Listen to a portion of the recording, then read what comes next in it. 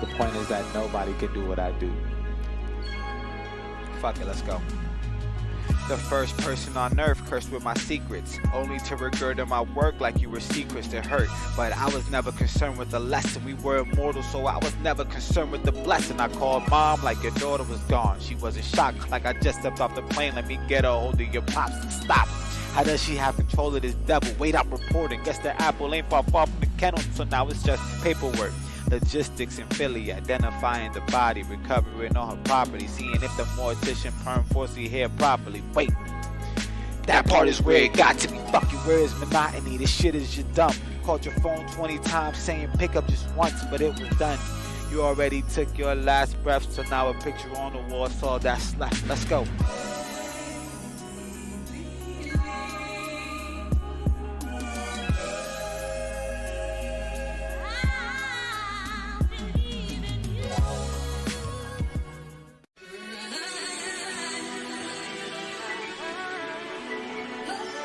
It's the hope of every father that Joaquin, you gotta remember, their son can do better than they we'll ever always be did. family and nothing will ever change My that. mom told me a long time, look after my sister.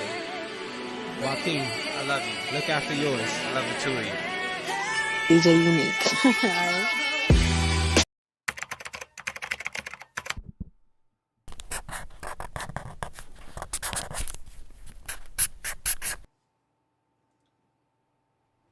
By the way, what does redacted mean? Hello and welcome to Redacted Media, where we bring you the content as long as you mind your business. Don't mind our technical struggles, because if you're watching on YouTube, you saw me just fix a camera live. Hopefully the mics are coming through right. Hopefully everything's working. But if We it's do not, everything perfectly. mind your fucking business. Yeah, mind your fucking business. Yeah, and don't worry about how long it's been since we've recorded. Time Don't is worry. illusion. Yes. Time is Podcast man-made. time doubly so. Yeah, I mean, you could watch this whenever, right? Yeah. It's really whenever you choose to watch. So, That's when we exist. yes. It's when you turn on the video. Before that, it's like a constant state of sleep paralysis. I just don't exist anymore. Yeah. I just wait for the cameras, lights, action, and then I start existing again. So, please play me more. I want to live.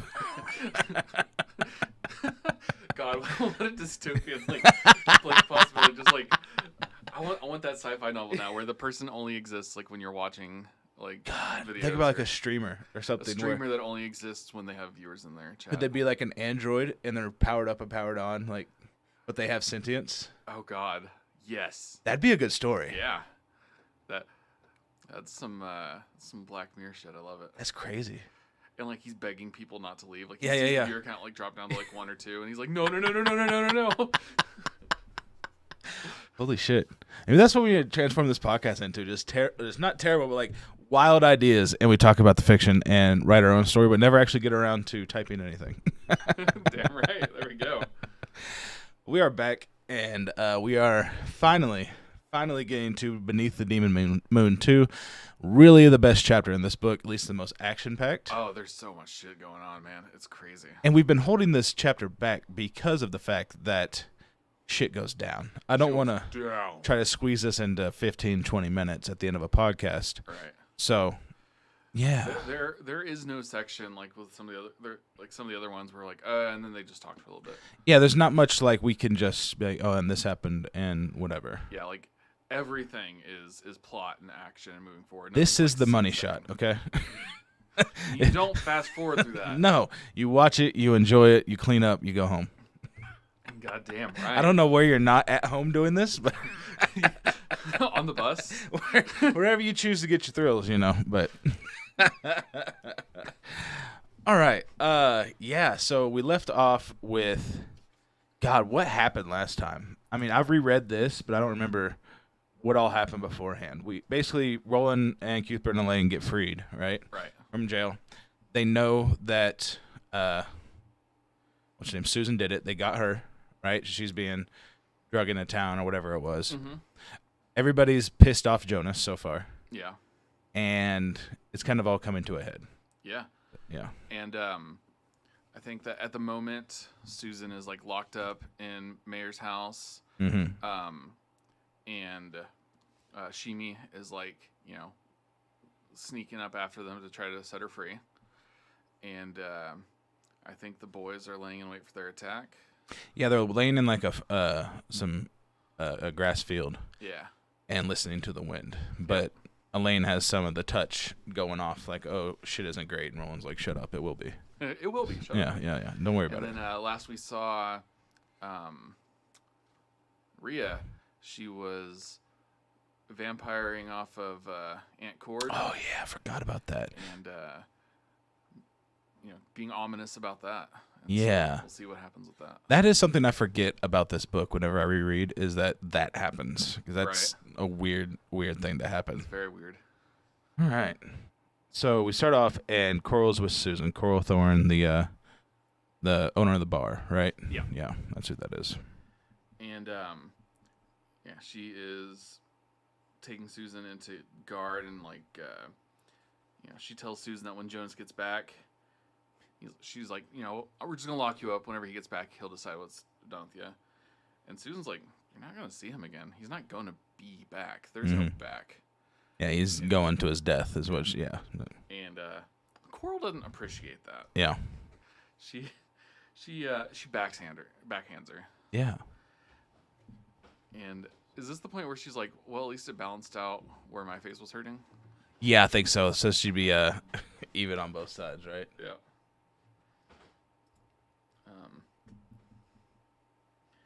And then we are kind of told about, like, there's this weird silence floating around town because it's like the festival is supposed to be busy and boisterous and loud, but it's quiet and dead. Nobody's out on the streets, and everybody is feeling foreboding, and people are just kind of hanging out the Traveler's Rest, and then Rhea and Cord walk in.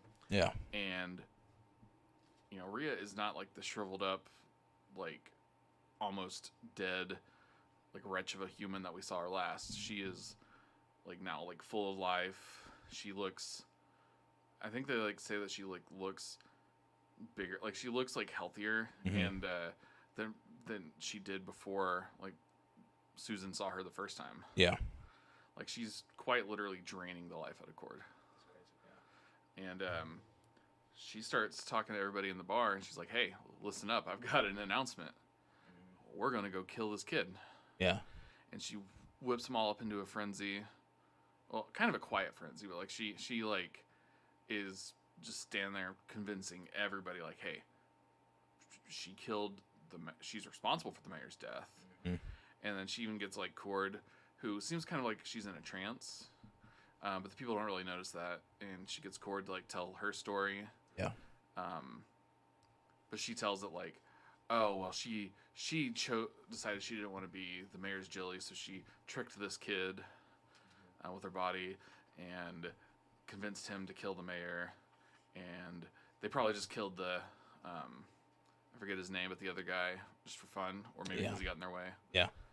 And she's like, oh, yeah, the other boys probably had their way with her, too, as far as I know. Yeah. I was like, you suck.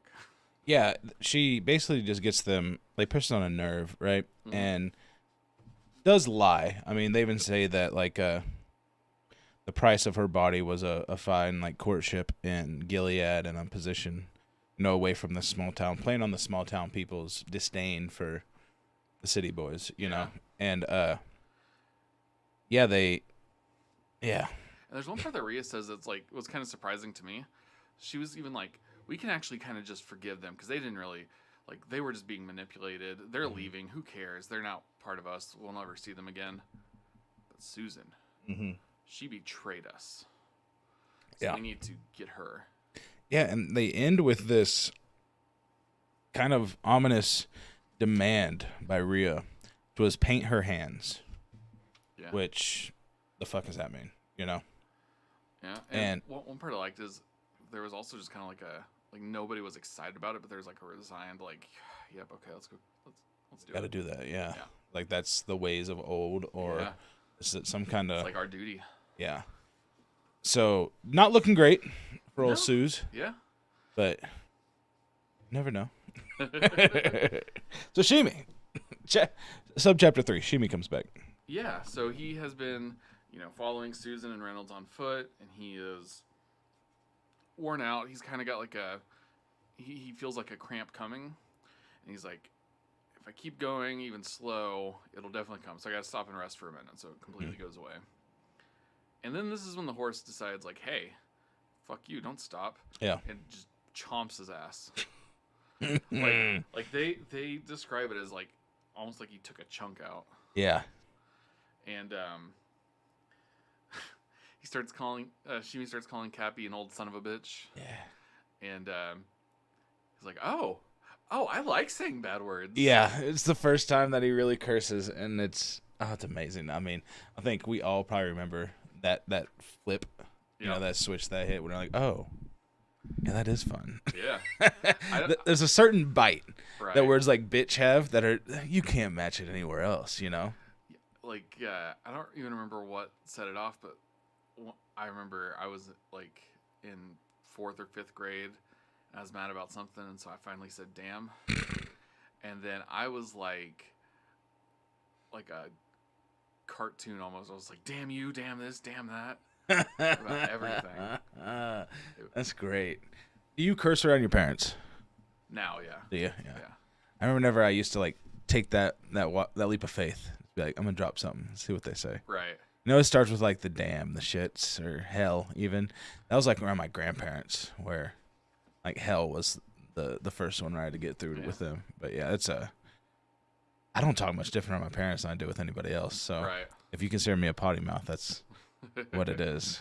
Yeah, I think I started to after like hearing one of my brothers talk about it. I was like, oh, okay, well, now, so, and then I tested the waters a little bit. Yeah. And yeah, now I just talk with around them like I do with everybody else. You ever get your mouth cleaned out with soap? Yeah. Did you really? Yeah. It's not great. I think it was the damn day. Really? Yeah. Oh yeah. Grandma picked me up from school, and that's when I was just like, damn. And she was like, what the hell is wrong with you? What a wild punishment. Right? I mean, bar soap or liquid soap? What'd you have to do? Probably liquid. Really? Not I'd do earlier. bar. Yeah.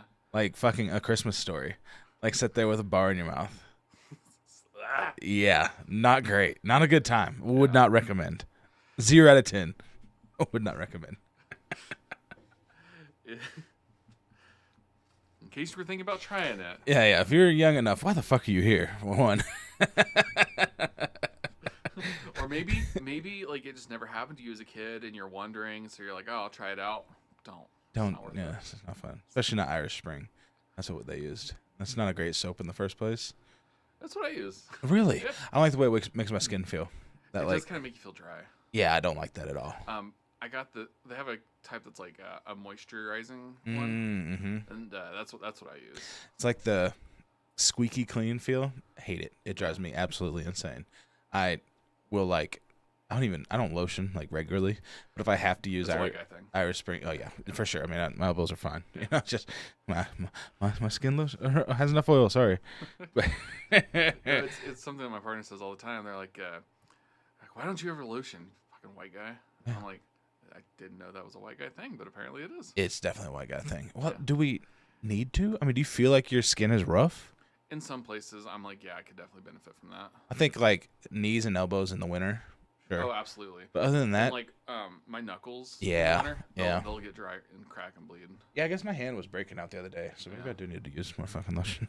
And they're asking me like, why are you so opposed to it? I'm like, I'm not. I just don't think about it. I don't like the feeling. Yeah. I don't like the feeling of it on me. So, yeah, being that oily it seems like I produce enough fucking oil as it is. Like, my hair is bad. If I don't go 24 hours, if I go more than 24 hours without, like, actually shampooing my hair, Yeah. it's like a fucking Long John Silver's floor. Bad.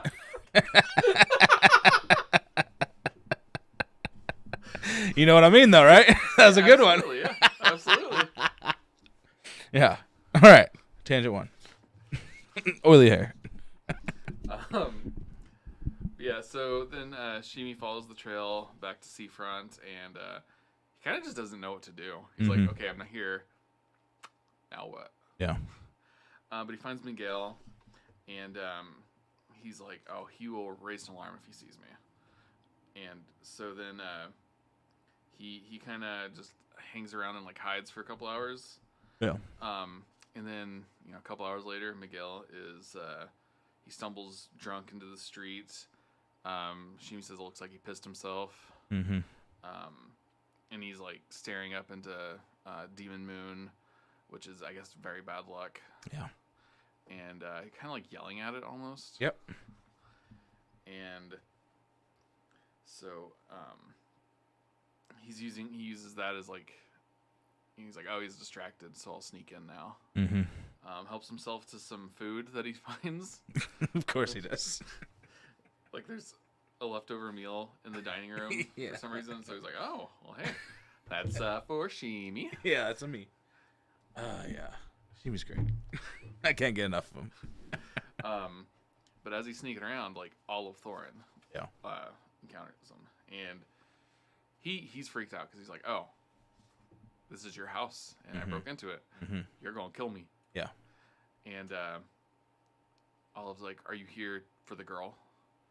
Well, good. Me too. Let's go. Yeah. Got a little man on the inside. Yeah. Yeah. And Shimi's like, what? I thought you want to actually help her? Yeah. And she's like, yeah, obviously she had nothing to do with the murder. Yeah. And people who are saying she did are stupid.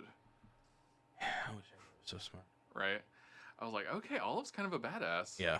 Like she's kind of like, like I don't really like her or what she represents in my life, but I know she's innocent, so I'm gonna Yeah, for sure. You can't be. I'm gonna do the right thing. She's a. What's that called? Oh, no. Sympathetic character. Yeah. Where we don't. She might even be a part of. She could be, had a part in them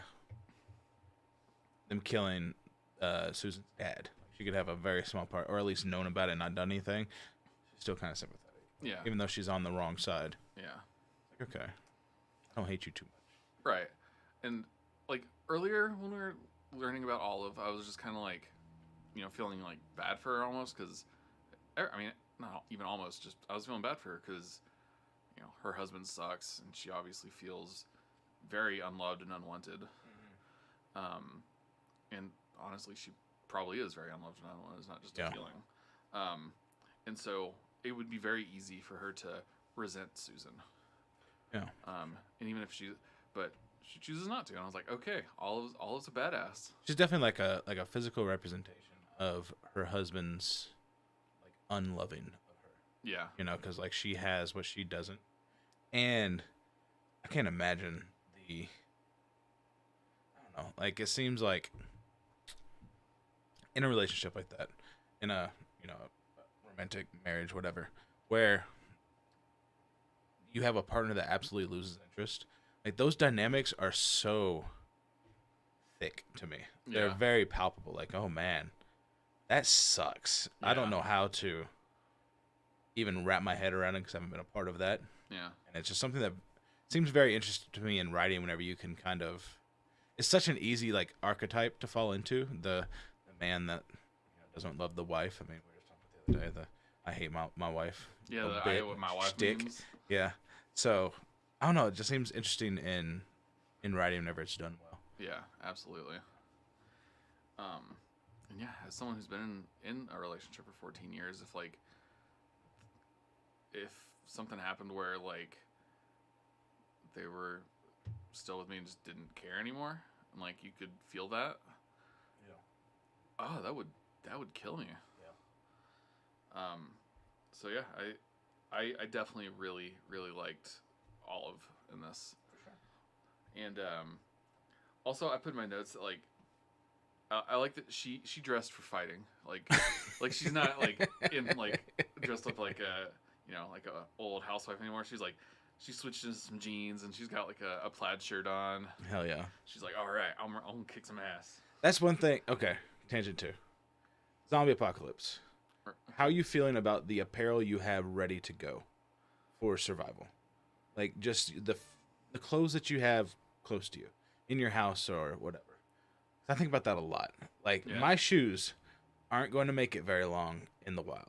I only wear Crocs, so yeah. No. Yeah, not great, right? Yeah. Like I can go barefoot, I'll survive. I can switch them into sports mode, but like, how long will that really last? Yeah, I mean, there's a scene in The Stand where two characters are leaving New York by foot, and one of the characters is this young guy, and the other one's an older lady that was very rich beforehand, and to like go leave and walk out, to go find somebody because all New York is dead. They start walking, and like at the end of the day, she's like limping really bad. He's like, "What's wrong with you?" And she's been wearing fucking sandals with like a back strap the whole time. Just rubbed her whole foot raw because she got like a fashion sense instead of a utility sense out of it. Yeah. It's like, God, that's just, your feet hurting is like a top 5 worst thing to happen to you day to day. To me. Oh yeah, absolutely. A blister on your foot is absolutely terrible. Oh yeah, so like, we did that beer crawl for Halloween. Yeah. And the character that I was dressed up as, he wears like these slides. And Okay. they're fine, they're comfortable. But now when you're walking around downtown for hours, Yeah. I had just from that like a big old blister on top of my foot. Yeah. And I was like, whew, yeah, no. Trying to be in any sort of survival situation from that. Yeah. No. Yeah, that's that. Even like right, I don't know how long I could survive, in outside without like a shelter. With even the best coat I have, Yeah. I don't know if I have a survivor coat. Yeah, I have hoodies. Yeah, like I the don't have hoodies, coats. sweaters. I have like one that I went skiing in like 15 years ago. Yeah. And that's it's actually kind of thin, but Oh yeah. because it's like an athletic like skiing Okay, jacket. gotcha. Yeah, so like that's probably my best one. But man, I'll go get my Letterman's jacket or some shit. You know what? You said 15 years ago, and part of the reason I went like that is because I was thinking about like, 15 years ago we were kids. No, we were out of like no. We weren't out, but we were we were- sophomores. yeah, we were sophomores, so like we weren't kids anymore. No, not at all. Yeah. But still, Yeah. 16-year-olds are kids. Don't be weird. Well, yeah, like I meant like little kids. Yeah. But yeah, wild. Damn. Yeah, 15 years ago, I was 16. That's gross. Yeah, absolutely. Not happy anymore. Way to ruin the show. Yeah, damn it. Yeah, so Shimi and Olive are teaming up to go save Susan. We hop back over to Roland, and he has been just staring into the wizard's glass. I forgot that he had it. I forgot that already happened. Yeah, Yeah. and he's seeing some shit. Yeah. What And cool it thing makes- about the sorry. You have the ball speaking to him. Mhm. That is the only thing I have not in italics, and it's about 2 text sizes bigger, and it's centered in the page. Just a Oh, weird formatting choice, I thought, for this. That's very Yeah. interesting. Yeah. So everything else is in italics, and it's just long paragraphs of exposition. There's no Yeah. dialogue in here. He's just like, or I guess, no, it's exposition. But yeah, sorry. No, you're good. And just the way that he's seeing stuff, I'm like, we never really saw into Jonas's or Rhea's head when they used the ball. Mm-hmm. And so I'm like, I wonder if this is kind of how they experienced it, Mm-hmm. or if this is like a solely unique experience for him. I'm trying to find out what the fuck this ball shows. So I thought it might show people at their worst. Yeah. Which Where? is what Rhea saw. That's what I thought it was. I thought that'd be maybe just like, I don't really need to fucking see that. Even if Yeah. it's, Maybe it shows what the person needs to see. yeah. Maybe it's something like, vague and nebulous like that. But let me see if I did that right. It's so like he kind of describes it as like an endless pink storm that he's like flying around inside. At one point, he sees Sheb playing "Hey Jude" on the piano. Yeah. It's a fun little throwback. Yeah. Um, Throw forward. yeah.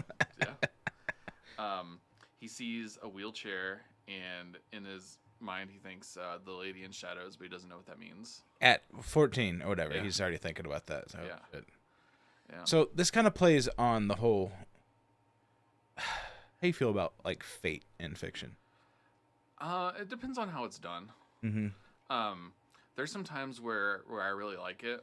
I was just watching or listening to a podcast actually about this the other day. I think it was something the Legendarium was doing.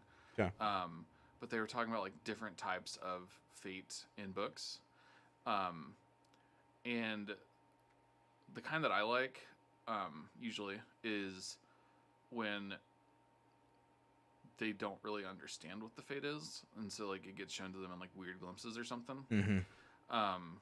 Another type of fate that I really like is in the Percy Jackson series.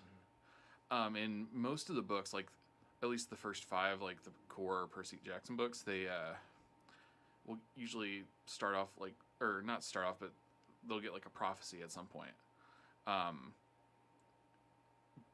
But it's like they don't know what the fuck it means. Yeah. And it's only like after stuff happens that they're like, oh, that probably is what that was referring to. Yeah. Like, yeah. One of like those. they're like kind of piecing it together as they're going. Yeah. So it's not even really super helpful, but and sometimes like they assume it means one thing and they get misled. Yeah. And so I do like that.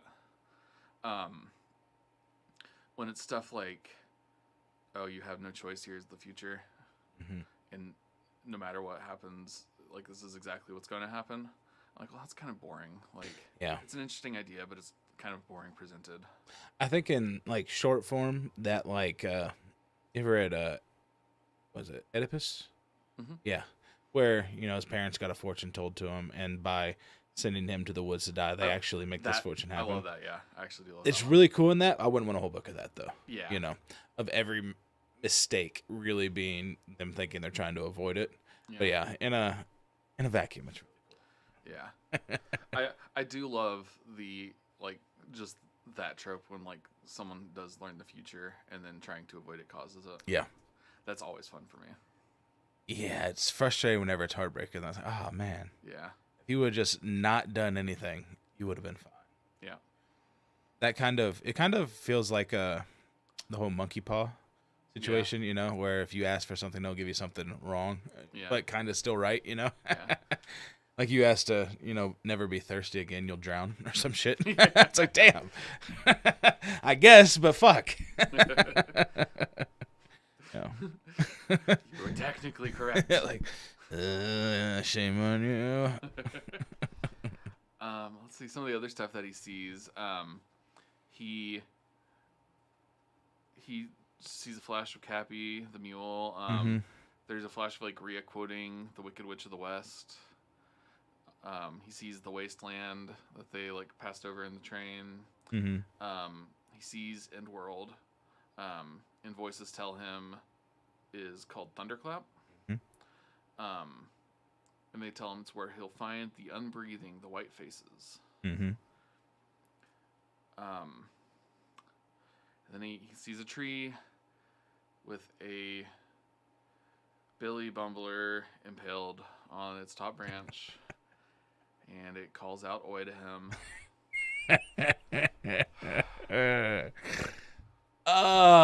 Yeah. And I was like, God fucking damn it. I'm not gonna let you know if that's how any of these characters end. Yeah. It was surprising that they could have had as a Billy Bumbler and played on us. Yeah. Having it say "oh" is like, oh man. And like the fact that it called out "Oi" means it's not dead yet. Yeah. So there's always the possibility that like they save it from being impaled. I can't But think of any like Stephen King. Okay, the or it's like oh yes, you saw the future, but you didn't see what happened after what you saw in the future. what I was thinking was somebody with powers because Jake Yeah. has the shine. Yeah. And I was wondering if there's any Stephen King characters that had like a lay on hands. Oh, like that, the healing type yeah. thing? Yeah. And I was thinking, and John Coffey from The Green Mile does. So like Yeah. it's possible in his.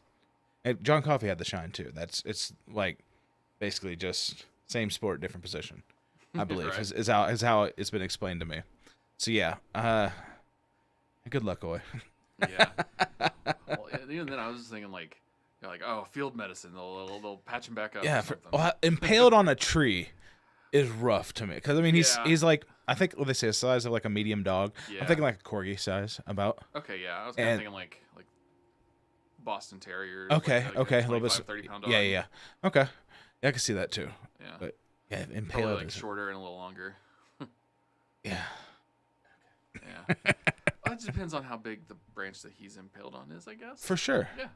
And maybe he just snaps and he falls off and he's like, hey, get that shit out of here. Yeah, they could like, put some I don't know. They could like wrap him with some kind of.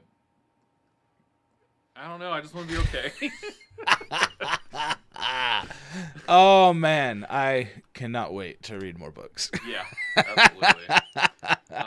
And he realizes that the voice that he's been hearing, because it does like say stuff to him every once in a while, it's the turtle. Yeah. And one thing I can't remember if I've asked you before. I'm pretty sure that I have, and I'm also pretty sure the answer is yes, even if I haven't. Is this the same turtle that's in? Okay. Yeah, Mashran, I believe, and it. Yeah. Yeah. Okay. I'm like, I mean, of course it's got to be the same turtle because it's a fucking like weird interdimensional space turtle. Why would he have two of those? Yeah. I mean, okay, it's funny you mentioned that because there is a scene in Always Sunny where they are well, one of the characters starts a cult to keep one of the other characters from eating his Thin Mints. That's basically the whole premise of it. Is God, I need to watch this show. it's more. I amazing. love And that's they start a cult and like he's leading it through like handouts, like flyers. Okay. So the other character doesn't know it's actually his roommate doing this fucking cult, right? And then Danny DeVito comes in and they're talking about this cult that he's made because they don't like this one character because he's annoying. Basically, they always kind of outside him. And they, well, you don't know. We could all just be in a turtle's dream floating in outer space. And I'm like, what the fuck? Hold up here. Then at the end of the goddamn show, there's a spoiler alert. Dax Shepard is in it as a guest star and he ends up dying. He like sets himself on fire for the cult. Shit, okay. And at the end of the show, when they're showing credits, it's Dax Shepard sitting on top of a turtle in outer space. I'm like, what the fuck is this? I mean, how specific to actually have it's not a reference by any means to King or any of his works. It was just, it happened to be. And I was like, oh, that's amazing. Yeah. And like, I've definitely seen other, like, you know, cosmic space turtle things before in other media. Yeah. Like Discworld. Yeah. You know, the world is a disc being carried on the top of, or carried on the backs of four. Was it? The Earth is a flat disc carried on the backs of four elephants who are riding on the back of a giant turtle floating through space or some shit like that. Okay. It's like a complicated setup because it's Discworld and it's goofy. Yeah, for sure. I'm not Flat Earth Society around Mobius Strip Society. That's what I'm at, you know. Mobius Earth. Yes. You just walk one way. I mean, it's the only one that makes sense because you can walk around the world. That's all I'm saying. Yeah. It makes sense for the sun rising on each side of the earth. That's all I'm saying. All right. You know, I hadn't thought about it like that before. You probably shouldn't because it's dumb as fuck. Oh, probably shouldn't. Yeah, you probably shouldn't think about it like that, you know? Well, too late. I'm going. So. Can't stop me now. And then he sees a field of blood. Yep. And which he realizes, I don't know if he's realizing it as he's telling the story or if, but he's like, he says it in a really cool way. I wish I had written it down. Where, like, he basically tells Eddie and Jake and Susanna that it was actually the field of flowers, and he like. Yeah, he said, "This thinks he'll not be untold. Eddie's dream and tell his compadre." Okay. Huh. I don't know where exactly it is. But you remember the scene I'm talking about, right? Yeah, I'm in it. I just can't find the exact Sure, wording yeah. that you look for. Shit.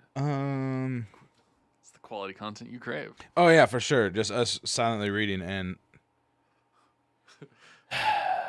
Okay. But yeah, basically he connects it to Eddie's dream about the roses in the field, and he realizes it's not blood, it's roses. Yeah. And he makes a connection through time and space, basically, where adult Roland knows this as well as teenage Roland. Basically, and what you can assume. I'm like sitting there imagining like him, because you know, as we have discovered from other chapters, like the way he is narrating this is just how he's telling the story. Which to his friends. I can't get into. I can't buy Yeah. that. I cannot buy that Roland is this good of a storyteller. No, absolutely not. But like, I couldn't like when I was listening to this, like both times, because I listened back through it this morning as well. Yeah. I just imagined him like sitting there feeling like really clever the way that he said this, like Oh that God! passage. Now I want to freaking find it. Hold up. After the let there be light, blood that flowed out of thunderclap that during your world.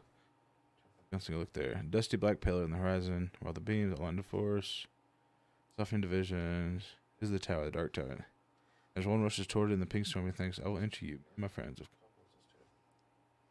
sky fills with foggy clouds. Okay, no, it's probably before this.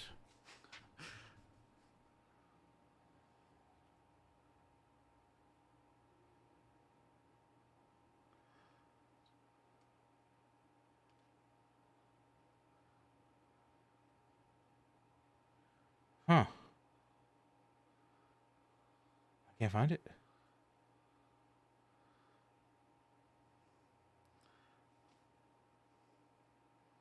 Amazing content, guys. Yeah. Thank you guys for stopping by. Hey, while you're here and Content Kings. listening to us, go ahead and like, subscribe, and comment how long we did this. Maybe time it for us. Okay. Man, am I just like skimming past it and missing?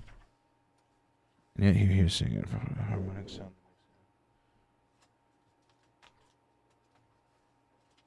I love the Rhea being "I'll get you, my pretty." Yeah, that was very It's great. Yeah.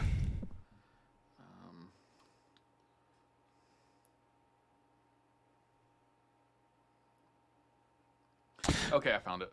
Okay.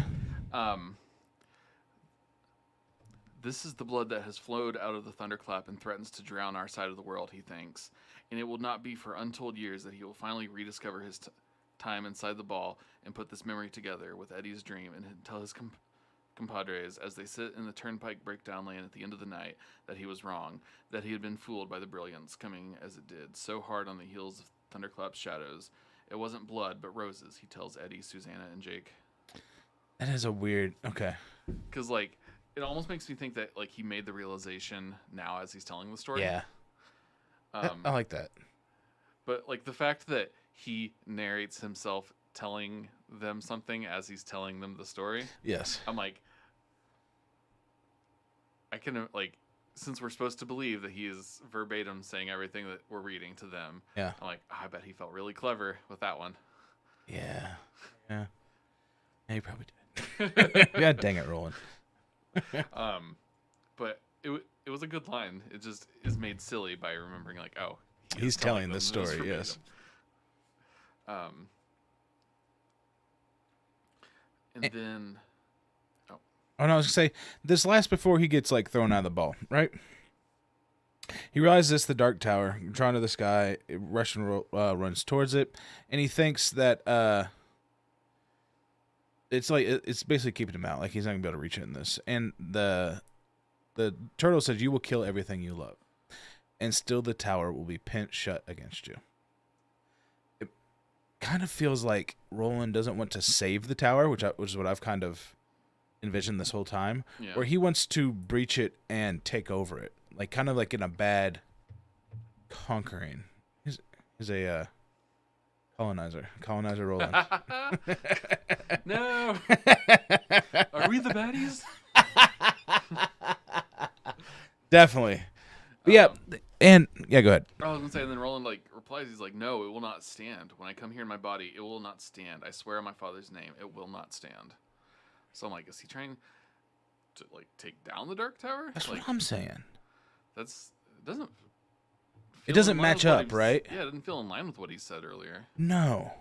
And I'm wondering, what is this a mistake? It doesn't seem so, because this is, King's telling one straight story with multiple tangents. It's basically Roland from Gilead, the fall of Gilead, to the Dark Tower.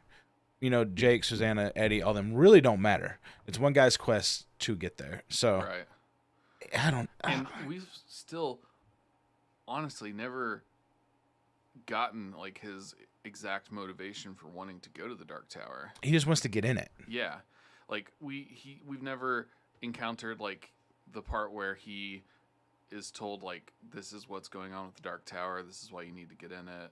You're right. I don't know if we've ever actually been told. Maybe I'm mixing up like the movie Yeah. and like Jake's like he wants to save the Dark Tower, and he has to convince Roland. That's what happens in the movie, which is Yeah. Oh, I got something about that later. I'll tell you. okay. I'll remember movie. Gotcha. Yeah. So the voice then says, "Then die." Yeah. I love that. That's And just just spits him out. yeah, it spits him out. Yeah. It's like okay, yeah, see you, bye. Yeah. I'm like, Yeah. ooh. Yeah. Um,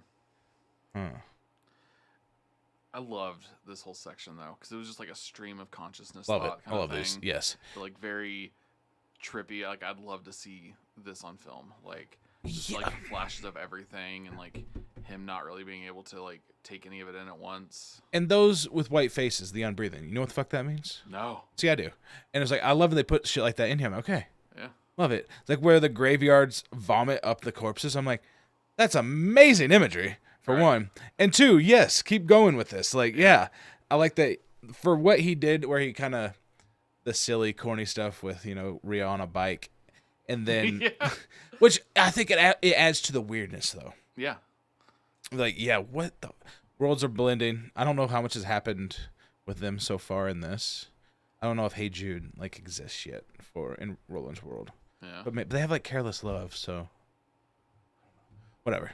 But yeah, this would be an amazing scene to see done right. I'd imagine like you remember in Guardians of the Galaxy whenever they're like trying to hold hands and after the dance battle and they hold hands to like get the stone power to be fine. I'd want it to look like that with like a whole bunch of like wind swirling and then shit happening. I think it'd be a really cool way to fucking do this. To show him in the ball, just like a pink. It'd be green screened as shit, but Right, a lot of just wind and shit in there, like he's in this smoke. I don't know, I think it'd be cool. We just get some animators and tell them to go fucking buck wild. Yeah, this is like you have a bottomless bank account. Yeah. Figure this out. Make it fucking cool. Yeah, like there is no other than like Roland just kind of like you have the actor floating in like a room like on some strings in the green screen Yeah. or something. Like everything else is just animated and it's gonna And even if you make it look weird, like Alice in Wonderland weird, it kind of makes it look better. yeah. 'Cause it needs to look weird. Oh, It absolutely. needs to look wrong. Just and like yeah. it'd be cool if like some of it was like CG, some of it was like even maybe like actual like drawn animation or something. Like Yeah. just like flashes of like different visual styles. Yeah. And like I think you could get really fun with like a lot of King's works here too. yeah. Like have the twins from The Shining just be in there for some fucking reason. Right. Yeah. I mean, there's so much that they could do with all that shit that is so big in pop culture. You could have in the movie. I don't know if you've seen the movie. You know, they go to a amusement park, and I don't know if you recognize that it was like Pennywise Play Place or some shit. Oh, was that? Yeah, I was like, that's such a cool fucking thing to That's do. so funny. I love that. They don't ever show him or nothing, but just having the word there, it's like, Yeah. yes, that's what the Dark Tower needs to be. It's just to show that these things might have existed in the same, breathe the same air per se, Yeah, Just that they all exist and like connect and touch a little bit. a little bit, and it's not even like direct overlaps. It's just, the thing. What's the quote? Like what we do today echoes in eternity or some shit like that. There's some quote. I've never heard that, but that Oh, sounds really? cool. It might be like a video game quote. So. Yeah. Whatever it is, it sounds dope. I like Yeah, it. but like our actions have ripple effects, and to say that like if they're all existing in some kind of shared universe, some kind, Yeah. there should be a little bit of leftover there. The MCU kind of hits on it, but it's more like poking you in the side, like, oh, you remember who Ant-Man is? Remember when Captain America talked about his own ass? Yeah. Okay. God dang. Somebody could. I don't know how popular this could be, but God, I would go heads over heels for an amazing adaptation of The Dark Tower. Yeah. Shit, man. If Apple TV can do the fucking Foundation series as an adaptation, I don't even know what that is. So it's like Isaac Asimov's probably most famous work, other than like the Robot series, maybe. And it's not like a story. it's just shit. Well, so Not like bad, but like just. yeah, Asimov is a fascinating sci-fi writer, Mhm. but he's an ideas guy more than like a stories guy. Okay, I connect And with so- that guy then. Yeah, like so he puts forth a lot of really cool like sci-fi conundrums and like just situations and stuff. Yeah. But there's not a whole lot of narrative a lot of the time. Okay. Or when there is, it's like short stories taking place in what he's like proposed. Okay.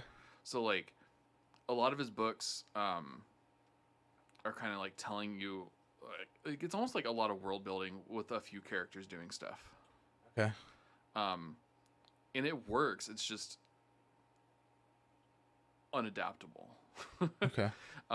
It doesn't feel. That's why iRobot sucked so much. Did it suck? It's been a Yeah. long time since I've seen Yeah. it, so it might have.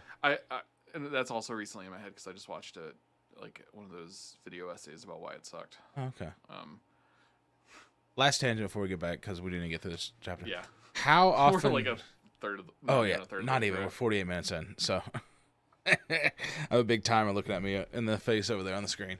But how often do you let other people's opinions of works influence you? Like if there is a YouTube video that comes out on 100 reasons why something sucks. I'll usually just brush that off. Do you? You pretty good at Yeah. that? I'm bad. I let it affect me. Yeah. I let it affect me, and I have to like fight through. See, Yeah. I'm more affected of like if someone made a reason why, or a video that was like 100 reasons why this is actually really good. Yeah. I'd be more affected by that and be like, oh That's shit. what they meant. Yeah. But if it's like negative reviews and stuff, I'm usually like more, whatever of those. And also, I get made fun of, but for like being hard to, it's hard for me to say something's bad Gotcha. because I still get enjoyment out of most things. Yeah. But that being said, even as a kid, I did think iRobot was kind of Okay. So you get enjoyment out of most things. Most dangerous game.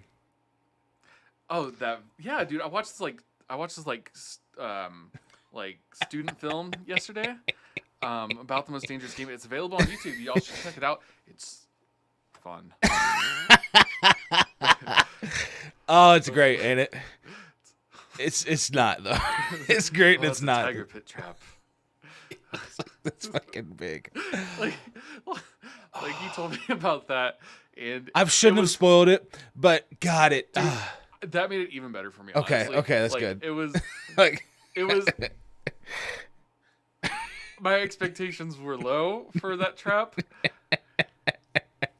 and they were still too high. like the sticks were loose too. Like, oh my god. Buried them about like an inch deep. Yes. It's And the other it's- guy's so fucking impressed. He's so proud of him. yeah. Okay. What about whenever? Okay, so if y'all don't know, Most Dangerous Game, basically a guy who is like a world famous hunter crashes on an island, gets out, and he becomes the hunted. That's the whole premise, right? And what about whenever not Zaroff? What's the hunter's name? General something. I can't remember. But the guy, Yeah, the hunted. Yeah.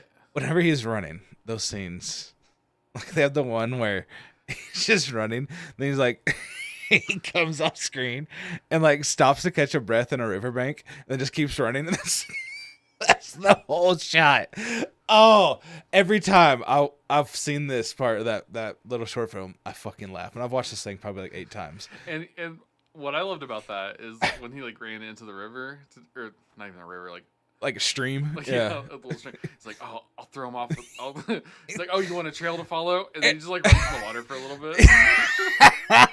And usually, water is for like throwing dogs off, right? Right, but not. There's if no you dog. and not if you only like if it's only deep enough for your feet, if that. Oh my gosh. And one of my favorite parts of that thing was like, the premise is like the guy needs to get to the edge of the island and then he'll be safe. Yeah. So many times, the general dude goes back to his house And and then catches up with him like instantly. I don't know if there's necessarily like a safe zone on the island. Yeah, It's just like you have to survive out there. yeah, So he ends up circling back around on him at the end of it. yeah. But yeah, like, what was it after? What's he go home for? To get his gun. Why didn't you bring a gun? Right. He goes all the way home Also, to get his I'm pretty gun. sure in one of the earlier shots he had the gun. But like he goes home a few times, and I'm like, but then just immediately catches back up with them. Yeah. And then they had the fucking like Lord of the Rings Nazgul scene where like he's like in the little shallow thing next to the river, and the guy's just like standing above it, like. It was so great. In the book, he's supposed to be in a tree. Yeah. And it's like supposed to be obvious that the bad guy, sees him but doesn't want to kill him early. Yeah. It's like the first time he finds him. Never. Just. Might watch together tonight. And then the fucking he drops the tree thing on him, and he's like, "Oh, you made a Madden catching trap or something." Yeah. Yeah. And did you like the makeup on his face? Oh my He god. immediately turned like into half Thanos. Just immediately like a third day bruise. Yeah. You know, no swelling and no nothing, just purple face. And then like the most like he just had some Kool-Aid in the back of his mouth, blood. Like Oh yeah, it just like dribbles out. You know, it's like didn't even like put some like cornstarch in it to like thicken it over anything. It was just Kool-Aid. Like oh yeah, it was he was nothing. just holding some Kool-Aid in his cheek or something. Yeah. Oh, It's man, it's great. Look, I don't even know. It's the most dangerous game on YouTube, and It's like 20 minutes long. there's 3 people, and one of them's an old man that doesn't talk much, and it's great. Oh yeah, he's deaf and mute, so he can't talk at all. Oh yeah, I forgot he was He definitely. just, Yeah. he just glares menacingly. How does the hunted end up tying him to that fucking pole? Right, that's what I was wondering. I was like, where did he come from? He just gets. He's at home. And then, You don't bring a deaf mute out on a hunt. They can't do nothing for you. They can't hear shit. They're not gonna tell you nothing. yeah. And he didn't bring him out on the hunt. He Oh, he captured- He was by yeah. himself. So I was like, where did this guy come from? She was like, well, you know, my boss is doing that hunting thing he likes to do. I'm just gonna go wander around. Yeah. I'm just gonna go walk around in the trees. And they caught him with like a pile of pancakes underneath a box with a twig in his tree. So like a little trail of candy leading up to it. Okay. Last thing I'm gonna say. General Zaroff, the bad guy. That guy could kind of act. Yeah. Could kind of act. He was trying, yeah. He was trying. Accent wasn't great. No, not at all. It was the accent was terrible. The lighting, the sound, and his co-star was terrible though. Oh my god, dude. I was like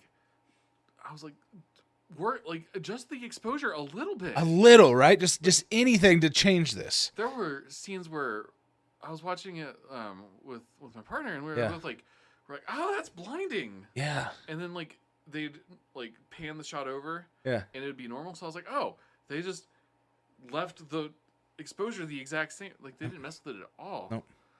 I was like, I hate you. And the protagonist of the story, I thought he could have been important, right? Like he had about that amount of delivery with his lines. Yeah. I hope I didn't come off as strange saying that. I was like, yeah, that's what he looked like to me. He didn't look like he knew how to act. He just knew how to say lines. Yeah. You know?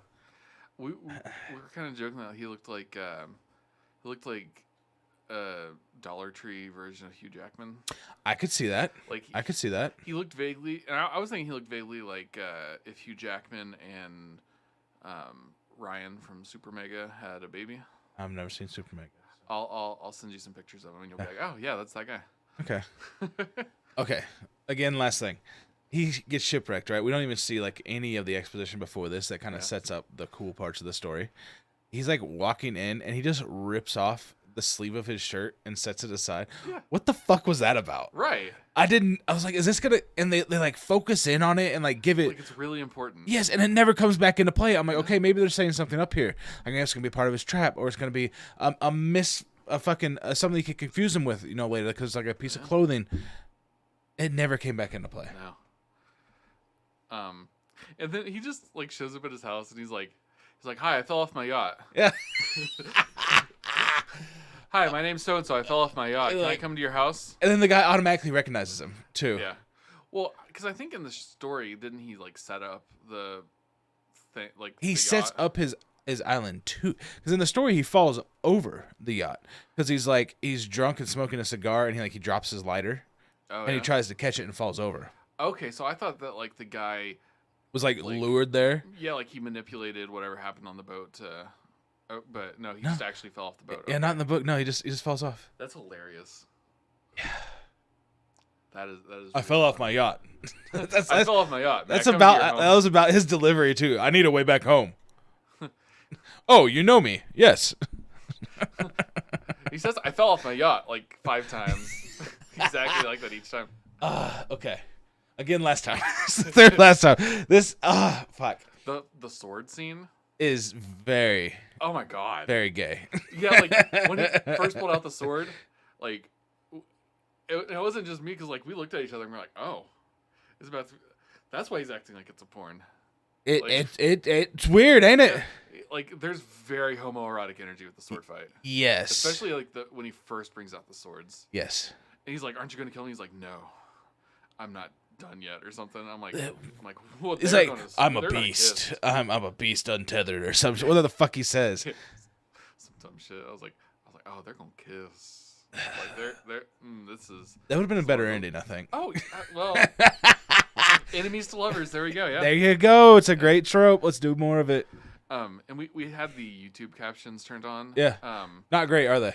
No, it was just like the auto-generated captions. Yeah. Yeah. At one point, like when the general first introduced himself, it said his name was General Zod. Nice. I never actually caught what his name was, so It's in my Zaroff, head, yeah. I just called him Zod. General Zod the That's entire time. fucking amazing. 'Cause, yeah, the auto captions are just always. Okay, new awesome. content idea. We watch film students try to do classic literature. And I think that could be extremely fun. We can read the classic literature and then see what their vision is supposed to be. That'd be fun, I think, to me. I think it'd be fun. We might not have bangers like this every time. It feels a little mean, but I also think it'd be really fun, so I don't care. It might be kind of mean, huh? I don't know. I was thinking what we could do. I could bring both of my monitors over here, have one facing you, one facing me, and I could have them duplicate. You know, I could just play it right here. Then we could pause and talk. It'd be fun. It'd be easy to do. Yeah. That's probably how we'll do the movie whenever we get there in, Yeah. 2035. Finally get to watch this fucking movie. All right. Dark Tower. Yeah. Let me turn my phone back on. Yeah. This is too good not to talk about, though. Yeah. I love that, man. All right, so Bert and Elaine are trying to wake up Roland because they're like, dude's been tripping for a while. Yeah. Like we probably should have done something like 10 minutes ago. I had to, my feet, But then like it felt like too long, and it's like, why are we gonna do it now? Yeah, We if do it, you didn't act already, you might as well just let it pan out, and then you start to get to that awkward stage of like, okay, do I do it? Do I not? What are they gonna say if I didn't do it? Why would they? Like, why'd you let me be in there for 40 minutes? What if he needs a little bit more? What's better, 28 or 30 minutes? We give him to a full half hour. Right. Yeah, and then like they were gonna wake him up after 30 minutes, but then like they looked at the clock, saw it had been 31. Yeah, like, okay, 35. 35, but I don't. 35. It's only divisible by 7 and 5, so I don't really like that either. Yeah. So I'm gonna at least go 45.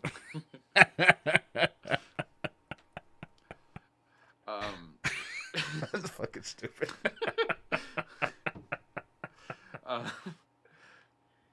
So like Bert sticks his hand between Paul and Roland's face, and it doesn't matter. Elaine tries to like reach him with the touch, the shine, but he can't.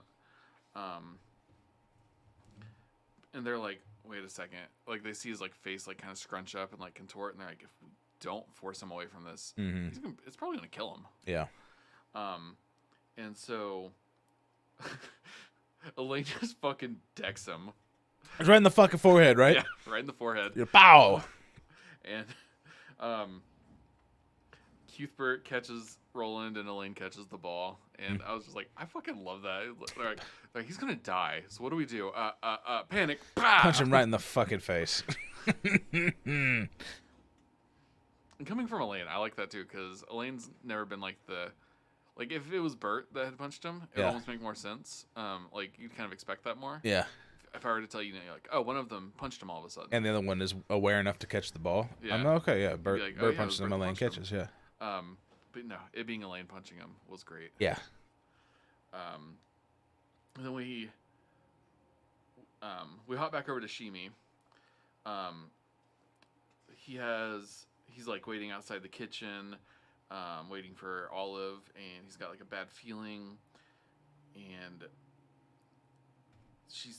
Olive comes back and she's like, okay, so Susan's in there, but I don't know how to get rid of these guards. Mm-hmm. Because they're pretending to not speak in my language. Like, they're pretending they don't speak English, Okay. basically. Basically, yeah. And she tried to tell them to leave their post because there are men upstairs stealing. But they just basically ignored her. Like, yeah, we don't care. Yeah. We're not here for your money. No. And they Shimi thought about calling him some big old son of a bitches.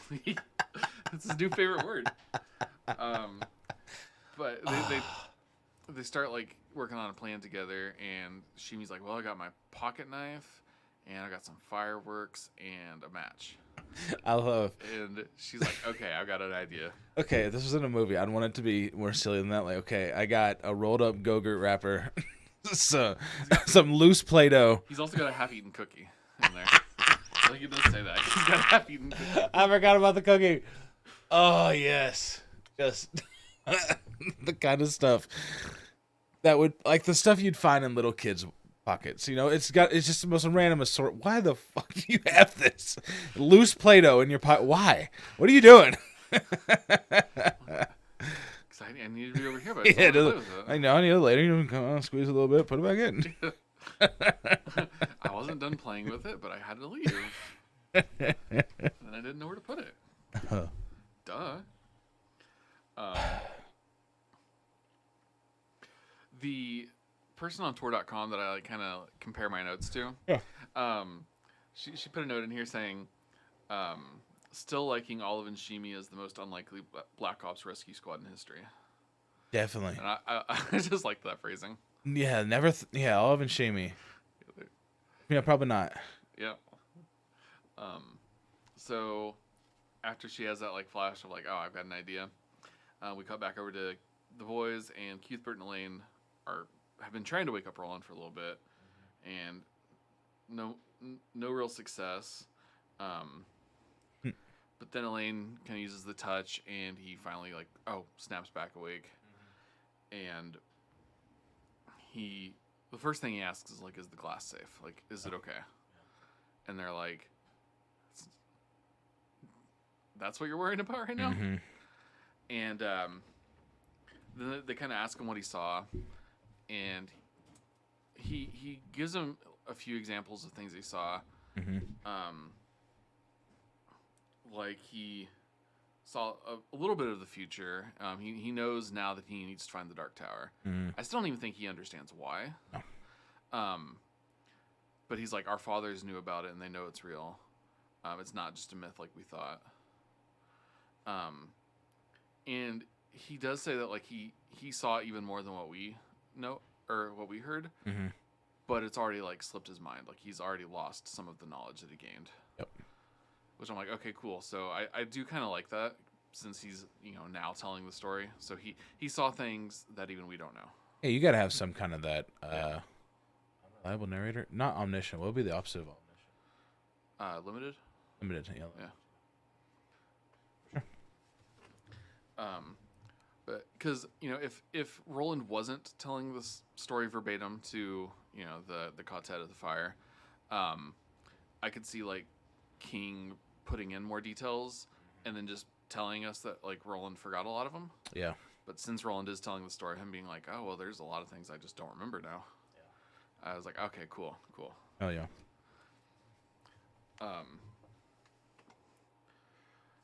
And they talk about. I think this is where he says, like, Susan's fine right now. He saw that Shimi was going after her, and he's like, after this mission, she will no longer be a part of our quartet. And I was like, oh, damn, okay. Yeah, kind of a. I mean, Roland is less now of a reaction from him than I thought about that. forsaken love. Yeah. And is like, no, like I can't be with her. I have to go to the Dark Tower. Yeah. Because he said that like if the Dark Tower falls, it will be the end of everything. So a little bit, maybe. So I guess it didn't really show us him learning that, but like that's what he's come to understand, or it's what he's saying is why he's doing it. Sure. Because he did also say, "When I come, it will fall," or something. It will not stand. It I will wonder not if that just stand, means yeah. like them keeping him out because they kind of did. They mentioned that like Oh, okay. if you try to come, it'll reject you. Yeah. I don't know. So we jump back over to Susan's guards are, they hear a loud bang upstairs. Yeah. And a woman screaming. And then Maria tells them that like thieves have set seafront on fire. Yeah. And then like right after she says that, Shimi sets off a few more of the fireworks that he had. And the guards are at first like kind of hesitant to leave still. And she's like, who cares about the girl? You're going to burn to death standing here watching her. Yeah. And they're like, oh, yeah. Yeah, you're right. I'll get out of here. Yeah. See ya. And like, yeah, we get the like Shimi and Olive set off the fireworks and made sure that some stuff did catch on fire so that like they will smell the smoke if they do come to investigate it. For sure. I'm like, oh man, Olive is like, yeah, fuck this house. Yeah, fucking I'm out. Yeah. And I was like, man, I hate that like now in the the climax is when we're seeing like action Olive because every time we get a perspective from her for like the rest of the story, I'm like, yeah, Olive. Yeah, for sure. I'm like, yeah. So, this is actually when Roland tells the others that Susan's been taken prisoner. He's like, she's been hurt, but she'll heal and she'll live. And he's like, I turn around in a second if I thought her life was in any real danger. Cuthbert's kind of alarmed because he's like, wait, you're putting the job first? Yeah. You're not going. You've switched 180 now Yeah. from being this love dumb puppy. Right. And Roland he kind of reacts like, yeah, why wouldn't I be this way? Like, what are you talking about? Yeah. Always been me. What are you talking about? And this is when Roland actually says that she won't be part of the Dark Tower or part of the quartet because we can never be as we were. The tower is our Ka, mine especially, but it isn't hers, nor she mine. And like almost makes it seem like he'll dump her if they do meet back up. Yeah. Like he'll be like, no, go away. And he doesn't know that she's pregnant, right? Yeah, he actually does. Oh, does he? He says something about like it's not my Ka to be her husband or the father to that child that she carries. Okay. Which like wild reaction to finding out that no, he's just a scumbag. He found out his girlfriend's pregnant. And he's like, nah, okay, actually, it's my duty. I must leave. That's definitely Roland. Yeah. Roland, I can't. I mean, I gotta. Oh, geez, a kid. Yeah. These nets really need to be counted. That I heard about this building. Yeah. It sounds really sick. I gotta go find it. They Sorry. say I can't go there, so naturally I got to, Yeah. just to prove them wrong. So. And like, it sounds really cool. So Yeah, it's dark in a field of roses. Like, yeah. You understand, right? Yeah, right. Like, sorry about you, but I never told you we were an item, okay? You know, that's never- just you being crazy, all right? Gaslight Gatekeep Girl Boss. Gaslight, gatekeep, gunslinger. Yeah, there we go.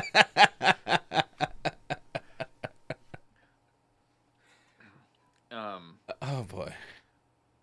Yeah, okay, so this is the line he says is, I would choose Susan in an instant, if not for one thing. The tower is crumbling, and if it falls, everything we know will be swept away. There will be chaos beyond our imagining. We must go, and we will go.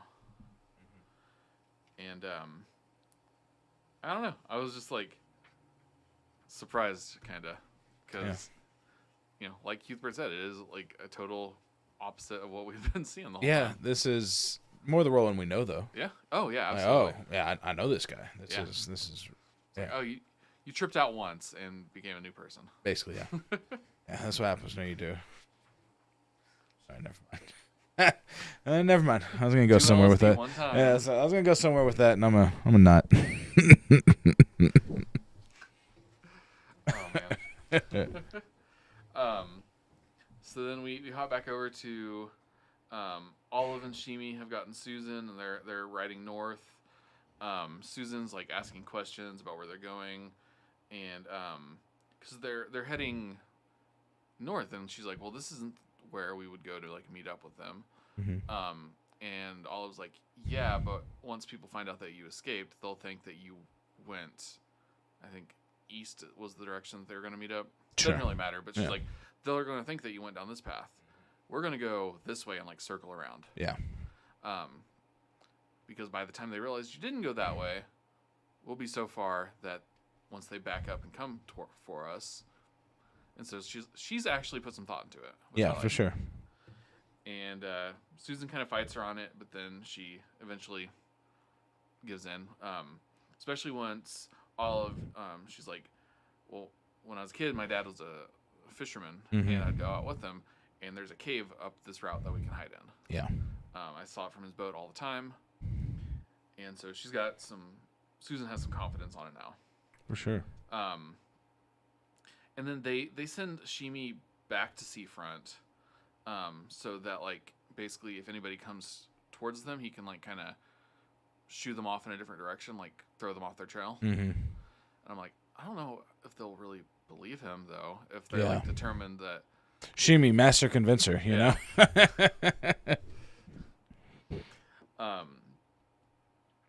And we get a line.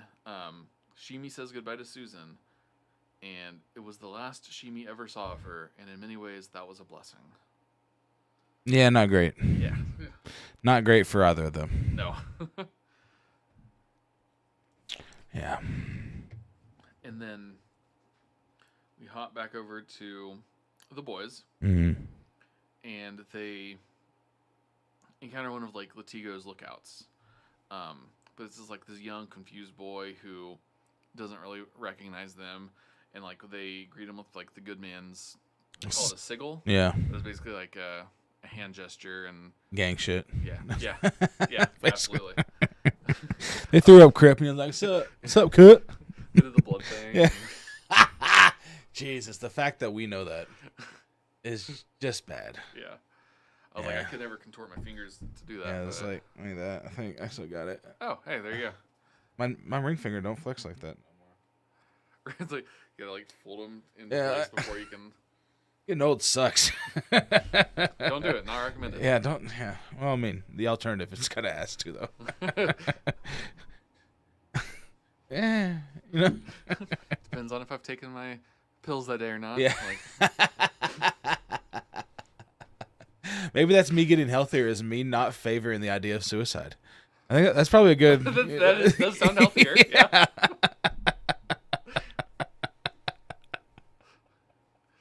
I'm okay.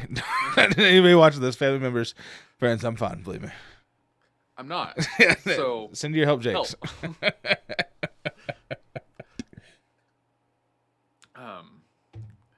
But yeah, so the they throw them the sign. They kind of like throw them off their trail, and they ride on. And Roland gives the guys some like last minute instructions. He's like, "We're doing hit and run. Like, don't slow down for anything. If we don't hit anybody, like just leave them. Like we're just gonna go fast and fuck as much shit up as possible." Mm-hmm. And it says the gunslingers rode down on Hanging Rock like furies. Yeah. I'm like, all right, shit's about to go down. Yeah. They killed the guard up front, right? The guy that they were like throwing the signs to. Did they kill him? I don't know. Oh, if they did, I did not write that down. I don't think just, they like, did. Distracted him Yeah. because they're like, oh, this is just a kid who, he doesn't really seem like he probably just got told to be here. Yeah. Kind of thing. Okay. And he doesn't know who we are, so he's not going to cause us any trouble. Yeah, for sure. Susan and Olive are riding on the road, and just so happen to run into Clay Reynolds and two other guys. Yeah. One one of them is Kimber Reimer's brother, Lasso or Lasso. I can't remember how they pronounced it in the book. Laszlo. Oh, I just put Laso. Yeah, That's I have probably Laslo. That's probably just a typo on my end then. Okay. Susan tells Reynolds that his friends are dead, and he's like, I don't really care. Yeah. Yeah, Whatever. Yeah. He's like, I'm leaving without them, and so Olive is like, well, okay, so just let us go then. Yeah. Like, if you don't care, then. And they're like, no, we're not gonna do that. Yeah. Reimer is convinced, that Susan did actually did have a part in the murders. Mm-hmm. And Olive stands up to him, and she's like, your brother stole half the fucking treasury. I think the word she used was looted, Mm-hmm. but and she's like, and that guy beside you, Clay, is the one who killed Kimba. Mm-hmm. So she's trying to cause them to start fighting and stuff. Mm-hmm. But they continue to refuse to let them pass, and they're standing there arguing and fighting. And Olive pulls out a fucking gun. Just fuck it. Yeah. So they call it a huge and ancient pistol. Yeah. So it's kind of got me thinking like a blunderbuss almost. I love the. Okay, I'm not to read this paragraph because it cracks me up. There's a couple word choices in here I really love. Yeah. Whenever she pulls it out, it says, Olive had no business even drawing the thing. It caught on her serape, and she had to fight it free. She had no business cocking it either, a process that took both thumbs and 2 tries. But the 3 men were utterly flummoxed by the sight of the elderly blunderbuss in her hands. Reynolds as much as the other 2. He sat on his horse with his jaw hanging slack. Jonas would have wept. Flummoxed and blunderbuss. Yeah. Great word choice. Absolutely. It's just they're all dumbstruck. They're Like, what the this? Yeah. Okay, Grandma. Damn. Yeah. And then she goes ahead and shoots, but the gun jams. She does. Unfortunately. And Reynolds at this point has gotten his shit together, and he shoots and kills her. I love. Oh, okay. So Yeah. Olive's candle burned very brightly, but only for a very short amount of time. What we got of her there at the end, I fucking loved. I'd be really upset if I was this actor. Yeah. I got this role, and I get maybe an episode of being cool and then die. Yeah. Fuck. You just get to be a sad sack in the background for most of the book. Then you come out and you're like, yeah. Oh shit. Fuck. I almost thought after they described it took both of her thumbs to even cock it. Mm-hmm. I thought that she was going to not be able to pull the trigger. Mm-hmm. Like maybe she just didn't have the finger strength to pull that or something, since even cocking it was really hard. Yeah. Or she finally would, but pulling it so hard would fuck up her aim or Yeah. something. Yeah. And so it would shoot, but it would go wild. Yeah. It's just jamming. It was kind of a bummer though. I was like, Yeah. that sucks. Couldn't King have written in another character and then just have him die? Right? Have one shot go off that freaking explodes somebody's face. Yeah. And then they just unload on her. Yeah. That could be, okay, you went out, your plan actually worked, just there's too many and whatever. There you go. Yeah. Instead of it being just womp. Yeah. It's a little anticlimactic. Is the Oh, word I for was sure. looking For sure, yeah. Yeah, that third guy that we don't even know who it is. Have him die. Yeah, Have his I face remember, fucking blow she up. was trying to shoot for Reynolds, and then she couldn't squeeze it, and so she kind of fucked up, and maybe even just shot the other dude in the leg or something. Yeah. Hit him in the calf, or not the calf, but hit him in the thigh, and Yeah. so he's down. Yeah. I don't know. I got you. Yeah. And then Susan kind of has a thought where she realizes that he's saying he doesn't need Jonas, but he's less without Jonas, a lot less. Mm-hmm. And I was like, oh, that's a very quick analysis of this guy, Susan, Yeah. but I like it. Yeah. like the wording. We go back to the boys. They're riding towards Hanging Rock. Oh, you before we get away from this chapter, it's Rhea. It's there. So Rhea now has. Oh right, I did skip that. Whoops. Yeah. Yeah, Rhea orders Reynolds to bind her hands and puts her in the back of the cart, so that way they can parade her through town. Yeah. And be like, haha, we caught the prize. I forgot Rhea was with them. For that. Yeah. I just listened to it this morning. What the hell? It's all good. Yeah, so now we hop back to the boys. They're riding towards Hanging Rock. And Elaine keeps like thinking they should have just avoided Latigo's group since they have the glass. Yeah, he's like, if that's all that matters, like, why are we doing this? Right. Why are we going uphill for no reason? And we could, But it's because 100 generations of gunslinger blood argued against it. Love that line. Yeah. Love that line. You're like, no, we fight. That's what we do. You know how long 100 generations is, though? Yeah, that's... I mean, I believe they say, like, even if you trace back your ancestors, you only have, like, less than 100 to, like, the beginning of humankind. Yeah. And we don't have that many generations. Yeah, because, like, if you think about it, like, I mean... 3 generations ago, we were in the 1800s. Yeah, like, let's just say, like, you know, if people are having kids young, maybe 4 generations is, like, every 100 years. Sure. So that would even still be, like, you know, 2,500 years. That's what, minimum yeah, for, 4 like, would be 100, so it'd be generations. 40 and 100, wait, in 1,000 years? And, like, so 100 generations, if we're Divided having, like, by 4 be 100 years. Like 2,500 years. Yeah, 2,500 years. Yeah. That's A long time ago. pre-Jesus. Yeah. That's that's BC. Yeah. Before the man came down.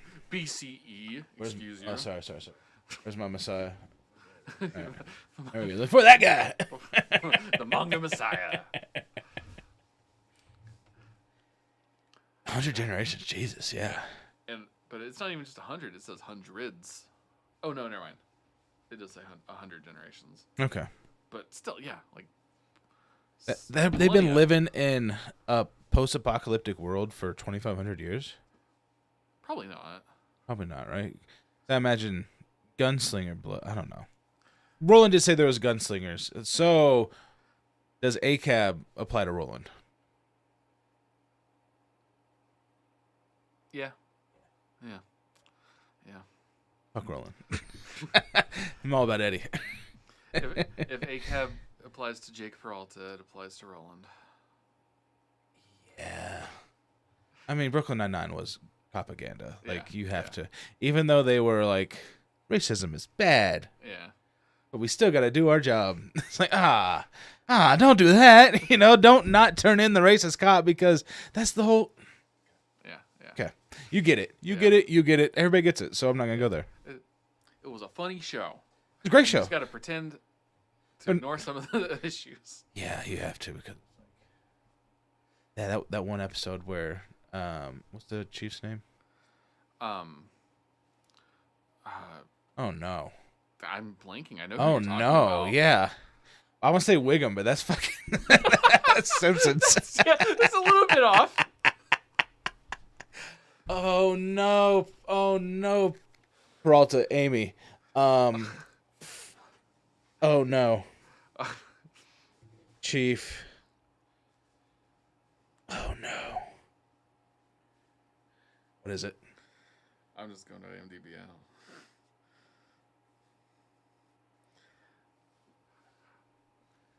Can I guess it? Is it that easy? Let's see if you can guess it before I look it up. Oh, okay. You're still going. Okay. I'm pulling it up. I'm just. I thought you already had it. Okay. Oh no, it's loading. There we go. I'm on IMDb. I've got the top cast page loading. Oh nope, I accidentally clicked on a person before I got to him. Buy you a little bit more time. I'm not gonna get there. I mean, I'm stuck. Holt. Holt. Lieutenant Holt. I was on H2. Yeah. I was thinking Hansen for some reason. I'm Chris Hansen. Cop. Cop. Wow. Wow. That was amazing. Wow. Wow. That was brilliant. Like I can't say anything.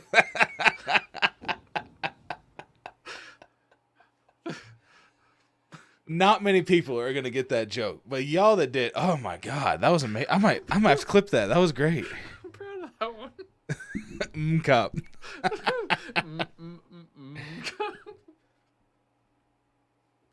So Wow. The times when you have like jokes that are on the level of like sitcoms and they're natural, it's like it's just impressive. Like, oh wow, that was fucking funny. I did that. Yeah. Wow. Good job.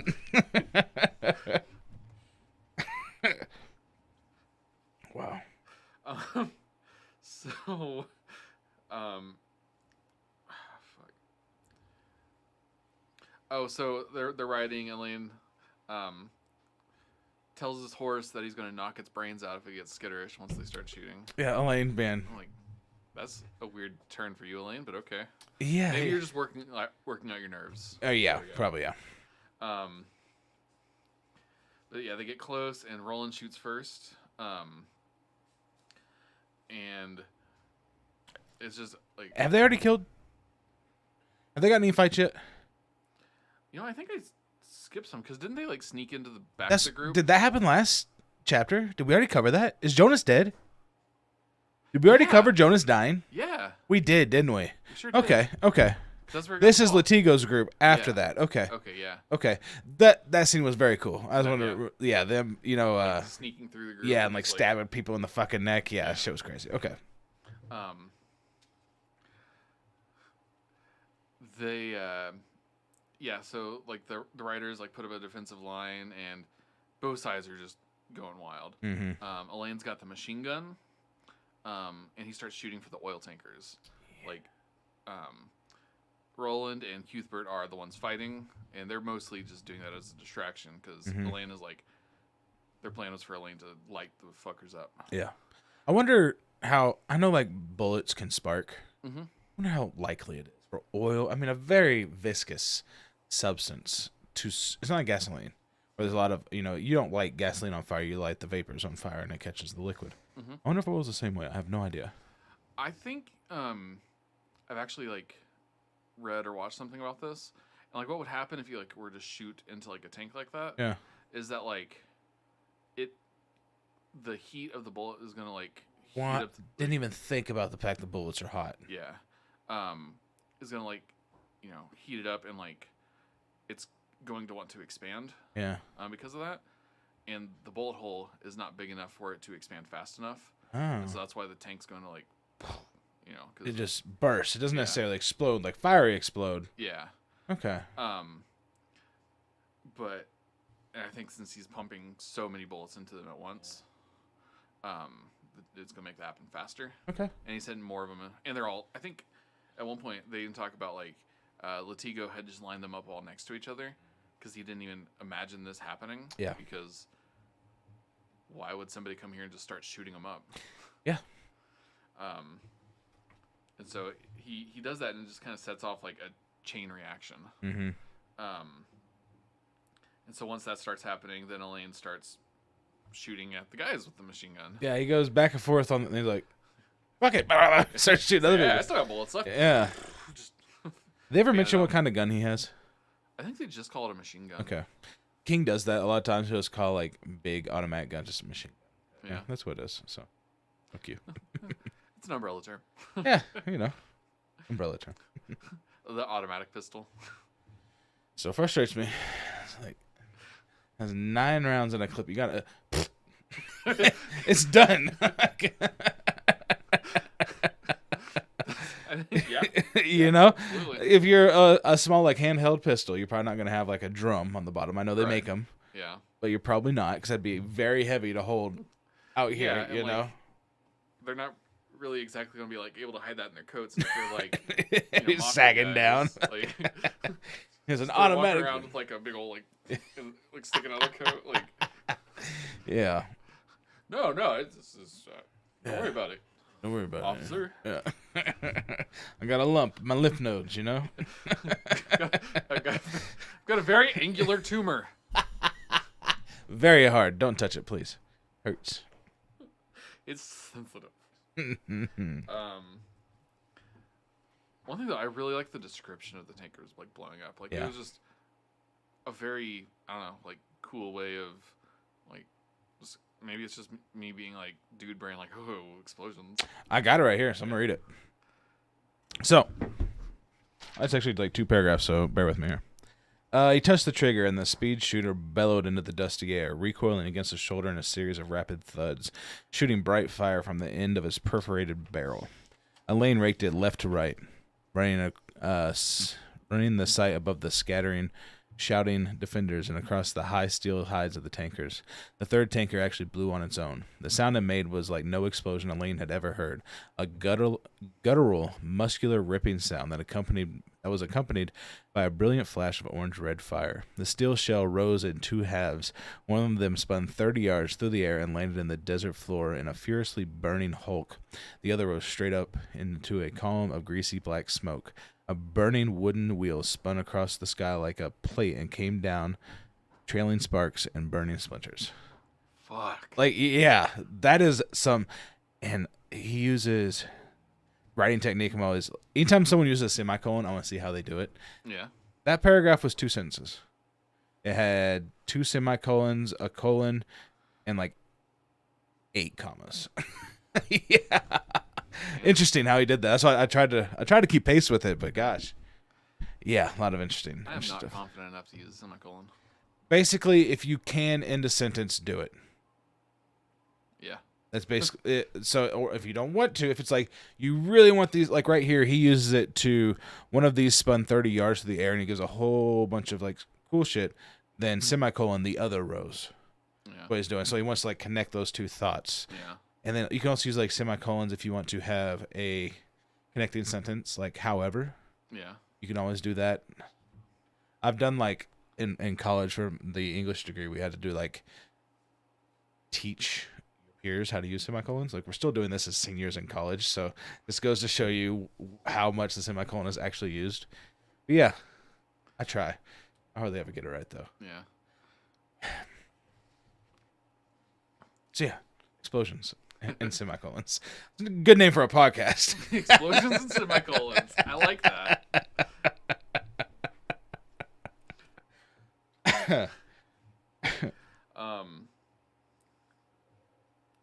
Then we get into like Roland's perspective. He recognizes George Latigo.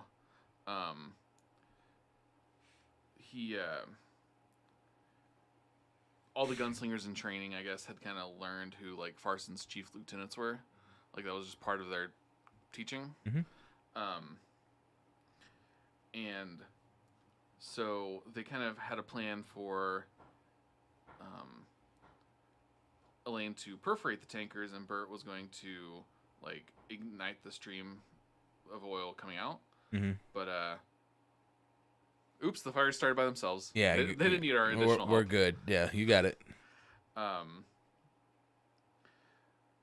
yeah, so they kind of just talk about like now that their work here was done with killing a whole bunch of dudes and setting these on fire, they're going to ride towards the canyon, hoping that the rest of them will chase them.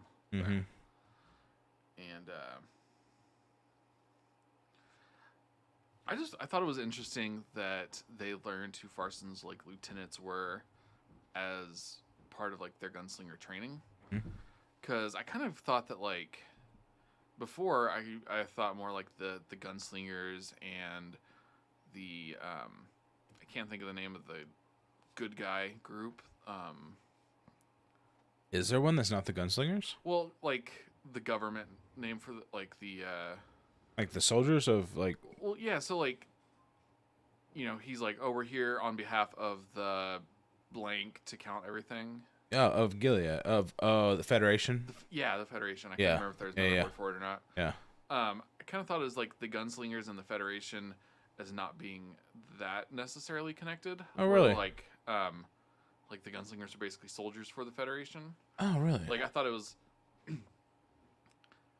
I don't know. Like, it just felt like there's the Federation and its army, and then like gunslingers were citizens in the Federation, but maybe like, I don't know. Yeah, it's fine. Like- I should say, I had always thought that like that Roland's dad was like almost president. Yeah, it's true. He's like the leader of the Federation Yeah. almost, and the gunslingers were the inner table of that. It was the like Yeah, that makes sense. skull and crossbones shit, you know? Yeah. but with guns.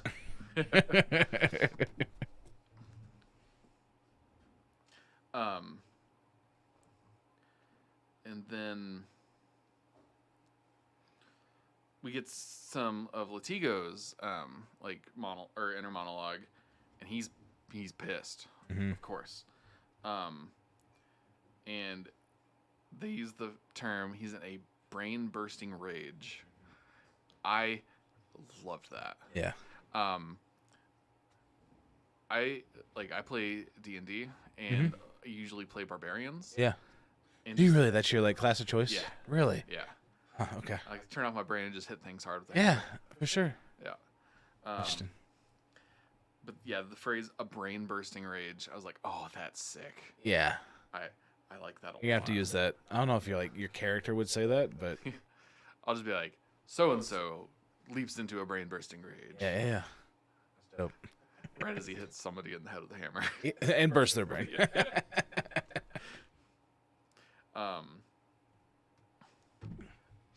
And he's having trouble getting his men's attention, so he has one of his dudes shoot another one of his guys. Yeah, to make everybody else pay attention to him. Yeah.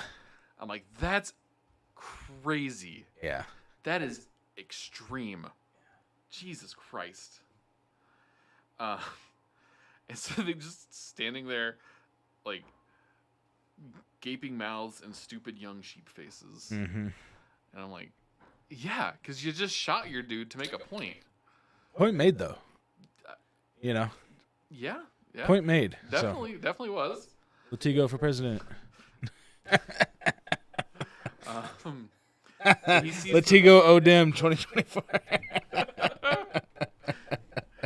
he sees the boys heading off for the canyon, and he thinks that like they're gonna follow him and turn the canyon into a shooting gallery, basically. Yeah. Pretty sure it's not gonna work out for him so well, but We've been leading up this damn canyon for like a third of this book, if not more. Yeah. So this is gonna be bad. Yeah. The boys get close enough to the canyon where they hear the thinny, and they actually realize that they have too much of a lead on Latigo and his guys, so they slow down so that they can pursue them a little bit closer. Mm-hmm. I was like, oh, that's dangerous. I kind of like it though. Yeah, for sure. And then Latigo, we go back to him, and he's amazed at like how well his plan is working. Mm-hmm. His plan to chase these stupid boys into the canyon. Mm-hmm. He's like, oh, they're so dumb little kids. Dumb idiots, fools.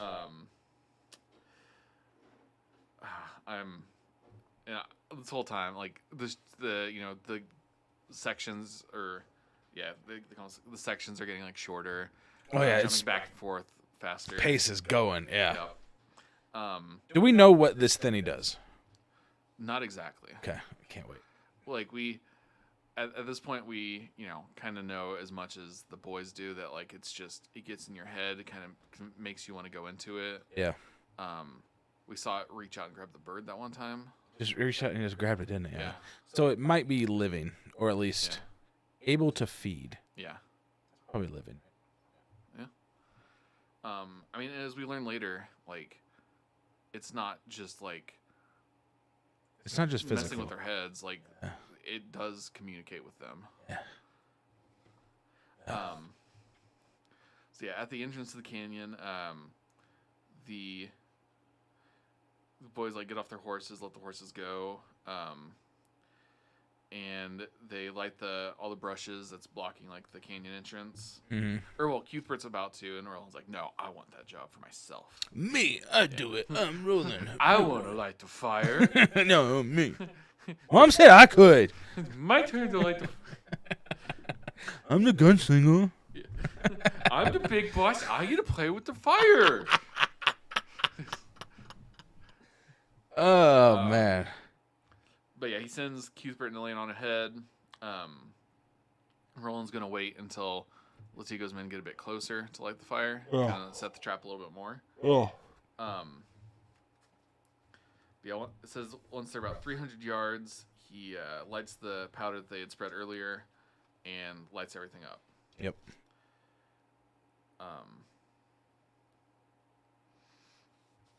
And so he's running towards Cuthbert and Elaine, and he kind of has like a vision / hallucination maybe of like being with his parents at a lake in the northern part of a barony when he was younger, and like he remembers he just kind of gets like this memory of like his parents being very in love and like like they're hugging and kissing on the beach and it's just so romantic. A very Hallmark movie flashback. Yeah. But I liked it because it's like how his heart had filled with love for them, how infinite was love, twining in and out of hope and memory like a braid with 3 strong strands, so much the bright tower, in capital letters, of every human's life and soul. I have that.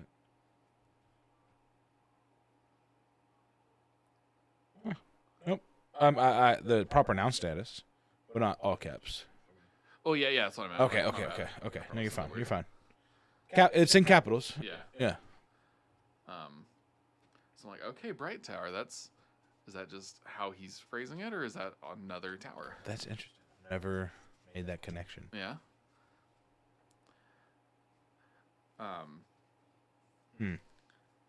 But then, like, he snaps back to reality, and like what he's actually seeing is Bert and Elaine holding hands, walking towards the Thinny. Yeah. So he like panics and shoots up into the air just to like make a loud noise to get their attention, and he yells "gunslingers" to me a few times and shoots a few times. Yeah.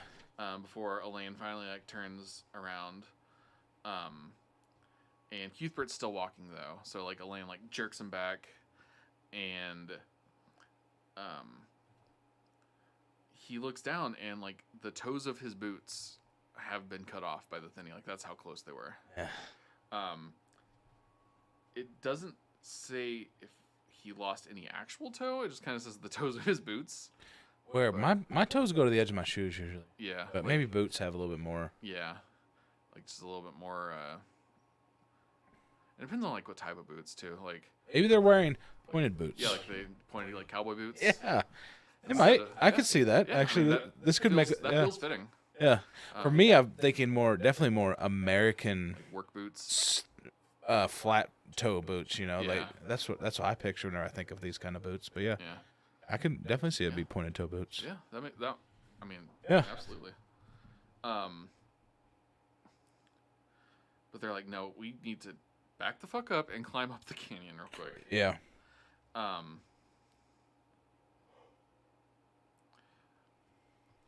And so then Latigo's men come riding into the canyon, so intent on like catching their targets that they aren't really paying as much attention as they should be, and some of them don't even like seem to notice the Thinny. Like they are just running straight into it. Latigo is like it describes him being as like in a fever of anticipated victory. Like he's Box canyon. Got him in a box canyon. Yeah. He's focused on the wrong thing, but he's focused. Yeah. And then like he's starting to get distracted though because he starts noticing all the bones in the canyon, and the wine, what she calls insectile and insistent. So and a point that they really hadn't described before, or maybe if they did, I missed it, is that the Thinny is around like a bend in the canyon. Okay. So like they're gonna run in and then they're like, oh, Thinny, Yeah. shit. Yeah. Gotcha. Pretty much. Okay. Because it says here like, as he like rounds the bend, is when he realizes the what the Thinny is and that it's there, and that a lot of his men have run into it already like before him. And his horse starts freaking out. Some other horses start freaking out. And he's kind of like choking and trying to get the rest of the riders to turn back. And they start noticing the smoke pouring into the canyon behind them. And like I guess they had kind of ran past the brush fire without really paying too much attention to it. Which, how like blood crazed do you have to be to just be like, oh hey, fire, whatever. Whatever, will be all right. Or like, Maybe they're thinking just like that was supposed to keep them out. Like maybe they were gonna run through the canyon and out the other side, and that was supposed to be like a wall of defense. yeah. Only thing is, like I said, oh no, we beat the fire here. You know, it's like, yeah, right on. Yeah, okay. And then his one of his guys, Hendrix, like goes into the thinny, and they described it. It came alive somehow as he struck it, grew green hands and a green shifty mouth, pawed his cheek and melted away the flesh, pawed his nose and tore it off, pawed at his eyes and stripped them from their sockets. It pulled Hendrix under, but before it did, Latigo saw his denuded jawbone, a bloody piston to drive his screaming teeth. And so it's basically like dissolving him and ripping him apart as it's eating him. Yeah. And I'm Like acid is basically kind of yeah. It very much gave me like gelatinous ooze from D&D vibes, where it's just like a big slime monster almost, except this is more like gaseous than slime. Yeah.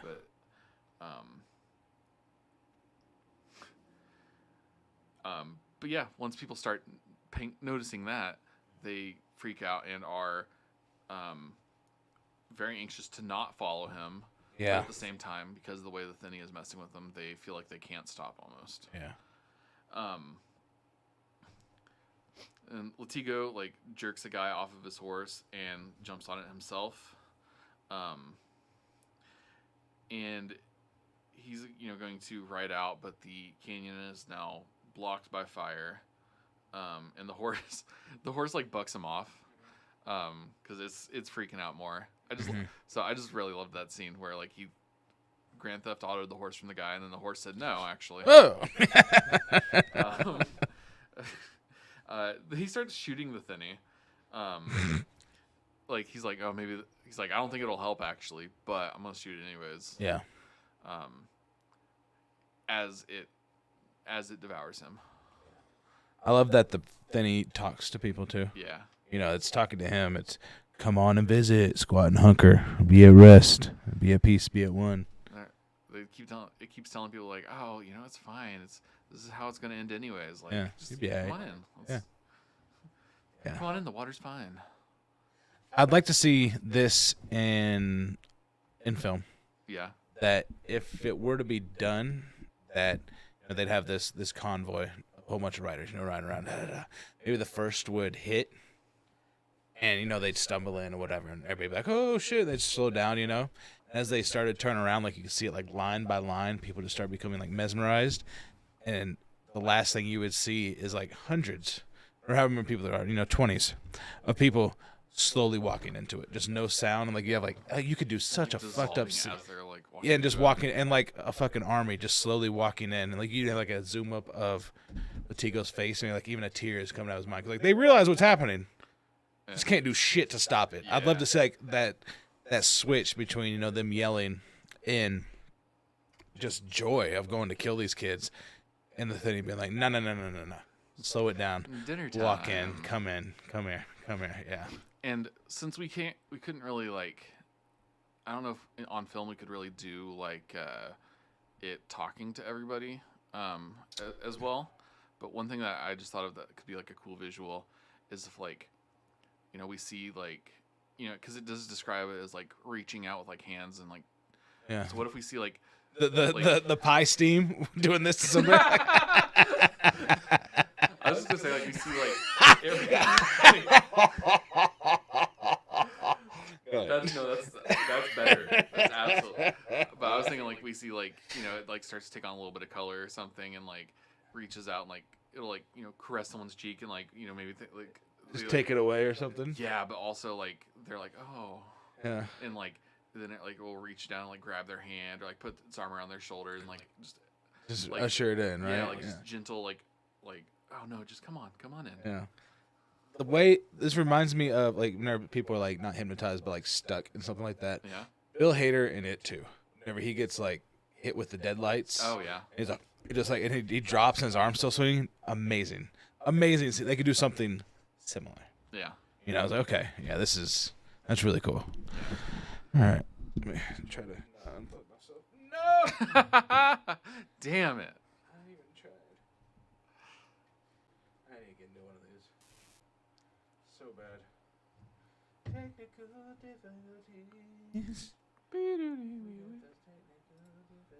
difficulties. I think that I am back, but I do not know.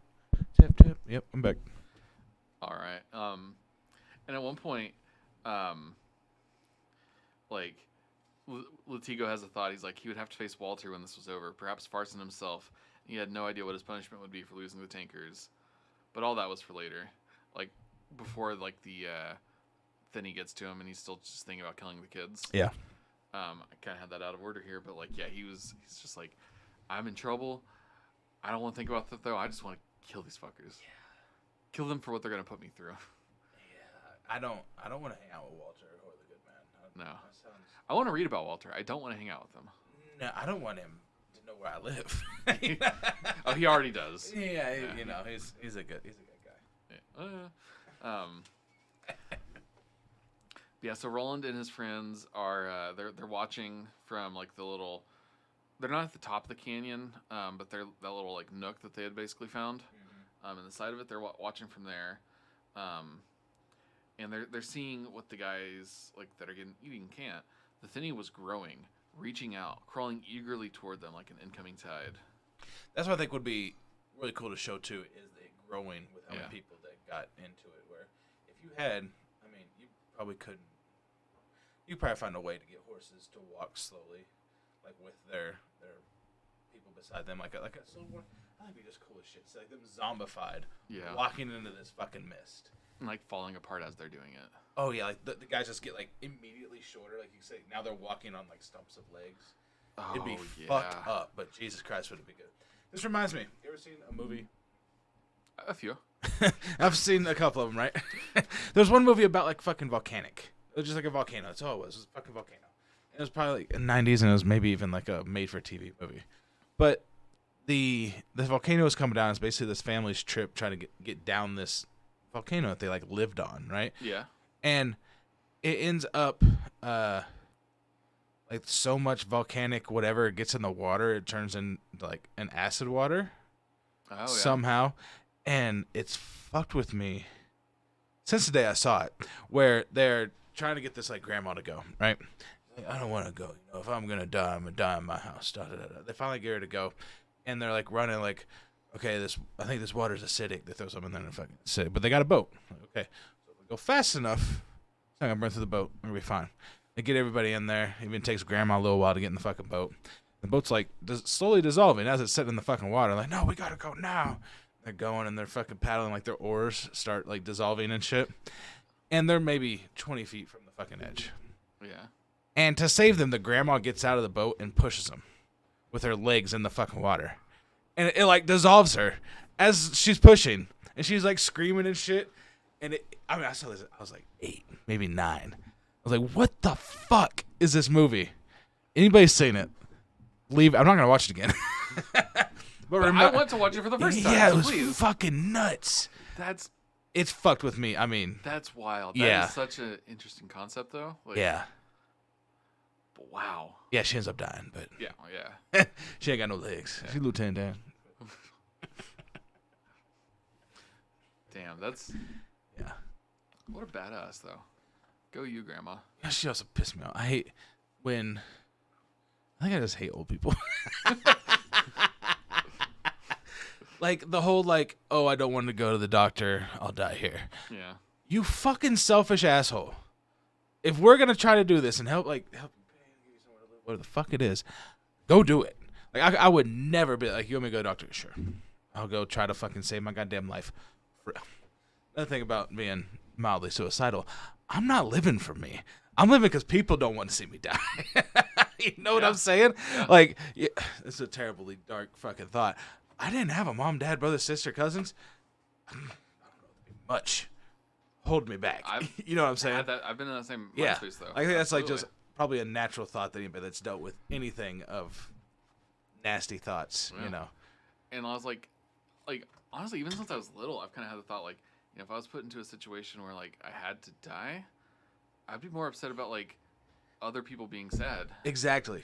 But like, I'm like, I mean, if I have to die, like it's over and done then, right? Like, hurting me is a worse threat than killing me. Like, Definitely. Don't torture me. Just fucking kill me. You know? like do this or I'll shoot you. Okay. Oh no. Like, do it here, please. Like Not if you're in here. one of those like saw traps that were like cut off your arm or we're gonna put a bullet through your skull. Oh, I got 5 minutes? Alright, bet. 5 minutes. Alright. You know. Can we fast forward a little Yeah, bit? 5 minutes done yet? Cause I ain't fucking cutting off my arm. Yeah.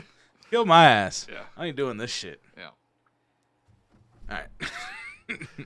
Anyways. Any Hoosier. Now that we've gotten demonetized. That was what did it, right? Yeah. Yeah. I think that if I was an ad company and I saw cop, I would have demonetized your ass right there. Cup. Cup. Cop.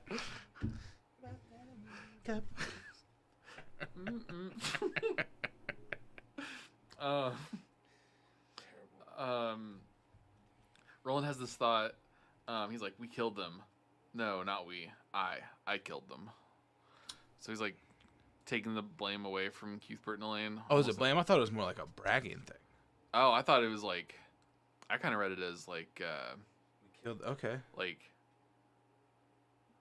because this is, to him it didn't feel like, at least the way I got it is like he felt like this was different than fighting. Like this was, It's kind of tricky. It's dirty. yeah, it's like oh, we didn't like beat these guys. We just let them die. Like I don't know. It felt the way he reacted to it kind of felt different than like how he reacted to killing people while they were fighting. Okay. But anyways, Cuthbert calls for Roland and tells him to look at the moon, and he's like startled when he looks up to see it, and like it's dark out now, and moments ago, to him at least, it was daylight. I got to imagine that. I mean, they rode for miles. They shot people and did shit. So this Yeah. probably took multiple hours. Well, and I mean, even when they got there, though, it was still daylight out. And we kind of get a thing from him where it says time had slipped back together. That was all. So it was like being in and around the thinny. I feel like kind of messed with time or their perception of it. Yeah. I like that. And it especially makes sense for like this world where time is fake and doesn't add up right anyway. Yeah, for sure. Like the gears get a little loose. Yeah. The closer you are to the thinny, I like that a lot. Yeah. So that's how I took it. Is like they thought it was daylight, Gotcha. and then it just like now that the thinny was full, it's like everything just snapped back to how it was supposed to be. Snack back to reality. Oh. Every time I hear the phrase like "snap back to reality," You have to. Yeah. You have to. Like Yeah. it's a law. You Yeah. You And, have like, to. I'll even say it like we, we're like, oh, we're in a flashback, and then we snap back to reality. Yeah. Oh, there goes gravity. You have to. I Yeah. mean, that iconic of a line. Absolutely. You have to. And then, so once he realizes like, oh, it's nighttime now, terror strikes him, and he starts like wondering if the pink ball lied to him about Susan being safe, or maybe it misdirected him. He remembers the farmer's words, life for you and life for your crop. And then Roland realizes what it really said was death for you, life for my crop, Sharyu tree, come reap. And in his head, he hears Rhea taunting him. So he screams at the other guys to climb faster. And he's like kind of hoping without hope because he knows he's wrong. even then. But he's like, well, maybe we can save Susan. But at the same time, he knows it's too late. And yeah, so he got bamboozled. Yeah, he did. I like that we find out what Charyu Tree. That's been mentioned a couple times, Yeah. right? Yeah. Yeah. And that Char means death. They had mentioned that. Yeah. And I like that it's not life for you and life. Because, I mean, that's even back to Old Dude in the Hut in book 1. You know, it was long days, pleasant nights, make you have twice the number. And something for you and I think something for your crop, I believe, is like even said in that book. Yeah. Yeah, I believe that that's part of their just like, not mannerisms, Like pleasantries. like a nicety. Yeah. A nicety, yeah.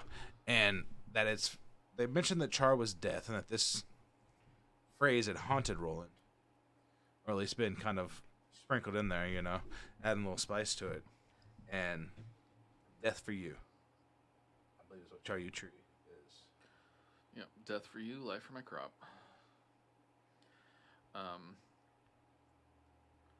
So we jump back to Susan. Yeah, we jump back to Susan. And, you know, it's probably, we're rewinding in time a couple hours. Probably, yeah. Oh, okay. Go ahead.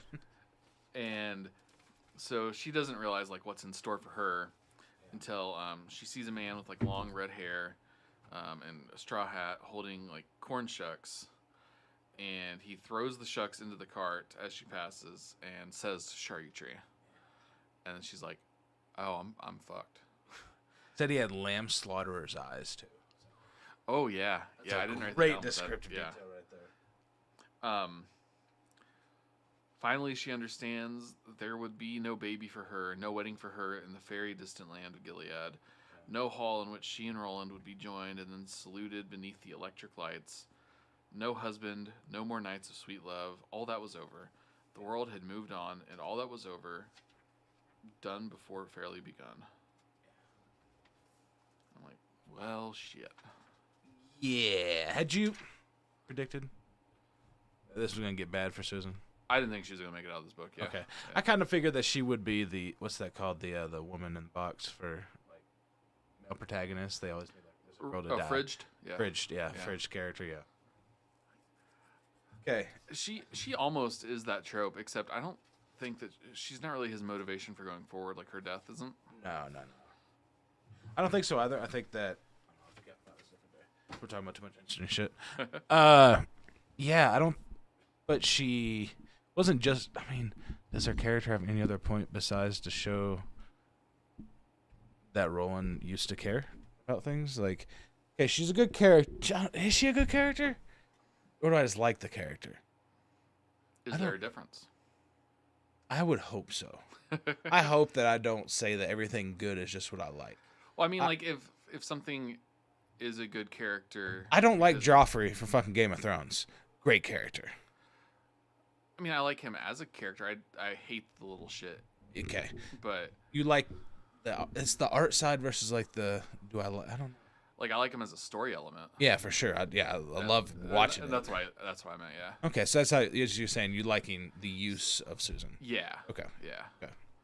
I was gonna say, like, you know, if someone makes a character that you enjoy, wouldn't that Make them a good character? Yeah, like if you enjoy their presence on the screen. But I enjoy Bender from Futurama. I don't know if it's a great character. It's also a comedy show, so somebody that I enjoy that might not be a great character. Jim Halpert, The Office. I enjoy Jim. Not a good character. He's very one note, and if you really think about it, not a great guy. oh, he's a piece of shit. Yeah. Yeah. But I enjoyed while I watched the show. Yeah. I like Jim. Yeah. So I can't. I mean, I deny think he's that. good for that show, though. He's like, Yeah, damn it. That's another comedy though. yeah. Yeah, no, Jim sucks as a person. Like, I do enjoy him very much as a character. Badger from Breaking Bad. You seen Breaking Bad? Yeah. Okay, I don't remember Jesse's Badger. friends, the meth head friends that help him sell. Oh, yeah. Yeah, Badger, the one that goes to jail and like all that shit. I like him. Yeah. Don't know if he's a good character. Is he a good character? I don't know. I think so, because they kind of like, They kind of flesh him out actually, and he's not. They do, yeah, and like That's the just a great fucking show, though. Yeah, and like the purpose of Badger in them is kind of like a reflection of like Jesse's life, like pre-Walter. Yeah. Because they're kind of still at that level, no matter how much like he grows and develops. They're still what he was before. That's what they want to use him Yeah. for. You know, like even And whenever. so I think he's like what really well done and useful, as well as just being very fun. I am going to try to think of a character that I enjoy that is not. What is good? What is a good? Well written. Well, so I think that like a good character, like what I would classify as a good character is like they serve the plot in a good and interesting way, like they move things forward, or they are significant in some way, and like that they're enjoyable to be on screen. I keep saying on screen because even though it's we're talking about On books. book, on Yeah. page, or on Yeah. screen. Yeah. I'm going to think and try to find a character that I enjoy but might not be a great character. And then I'm going to try to come up with arguments, even if I don't, Okay. even if it's from something I've never watched. Is Shimi a good character? Are we looking past one in this book? As problematic as he may be aside, Yeah. is he a good character? Um, It'd be like a character I'd have to defend, I think. Yeah. One that like is universally not very well liked, but I'm like, nah, I like him. He's a good guy. Good little buddy. problematic fave. Oh boy. All right. Let's power through it. All right. We're pretty close now. Yep. So Roland is like demanding to get the ball. Yeah. Elaine, he like, you know, Give it to me, damn your face. Yeah. I love that line. Damn your face. damn your face. Elaine eventually hands it over, but very reluctantly. And when Roland pulls it from the bag, it describes it as a glowing pink demon moon instead of an orange one. In the glass, he sees Susan. People are, you know, pelting corn husks, rotten fruit, all sorts of shit at her. And they're chanting for her death. And he's like, oh, I met and even liked some of these people. Like, I thought they were good people. Mm-hmm. And now they are publicly killing someone and, like, happy about it. Hype about it, you know. Yeah. Like this is their duty. This is what they should be doing. Like, they're, yeah. Yeah. And so as he's watching this, he's, like, screaming. He sees Cord, you know, come forward with the paint. And at this point, Cuthbert and Elaine are trying to get the glass away from him because of how bad he's freaking out. And, like, they start hitting him, like, trying to recreate what happened earlier, basically, where they punched him and got the ball from him. Yeah. Hit him again. Try it. I don't know, worked last time. But the ball flashed faster and faster, eating its way into him through the wound it had opened, sucking up his grief like blood. Whew. Yeah, it feeds. The pink ball might feed off of emotion. Yeah. Maybe, you know. Yeah. I don't know. I don't remember if we get told in any book what this ball does. Yeah. But yeah. Yeah, it just kind of shows people stuff and then drains the life from them. Yeah. Crazy. Because I don't know if it's yet, but even at some point, like after this, like the boys noticed some like gray hairs. Yeah, it already happened earlier that he had gray strands in his hair. Yeah. And then we cut back to the town, and Cord is, you know, dancing around Susan, screaming at her, splashing her with paint. The crowd is in a frenzy. They're done throwing stuff at her. They're now stacking wood around her. And they set it on fire. And she thinks of Roland, and the last thing she shouts is like, "Roland, I love thee." And this actually kind of shocks the crowd a little bit. It makes them feel uneasy. Kind of makes them realize, like, oh, wait a second. What are we doing? I mean, it's too late now, but what are we doing? Yeah.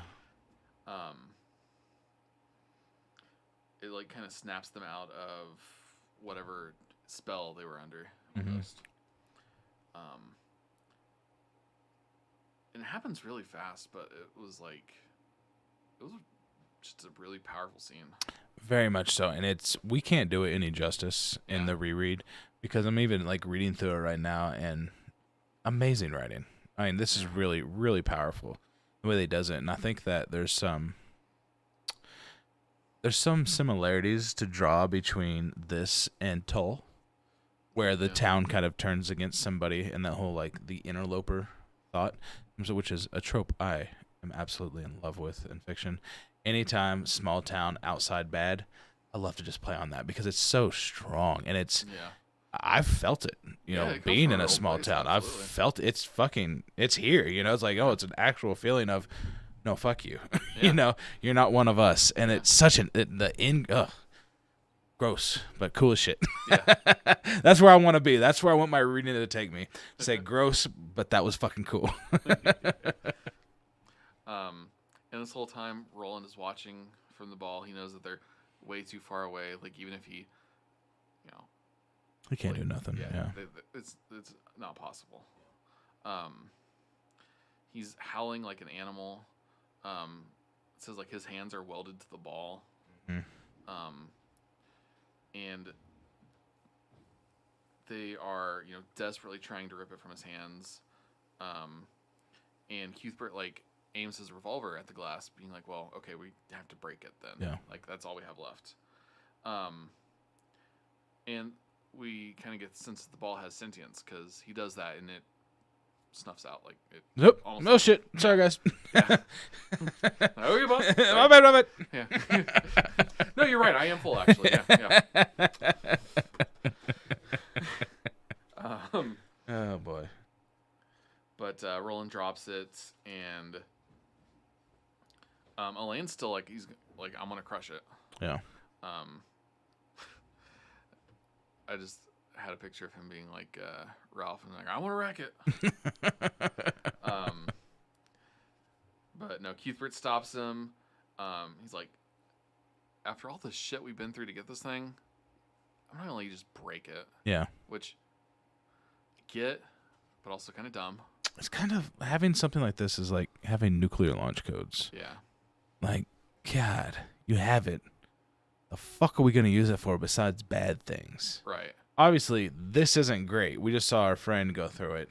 Yeah. It's been used to fuck us over repeatedly. Yeah. So in the wrong hands, it's bad. In our hands, it's bad.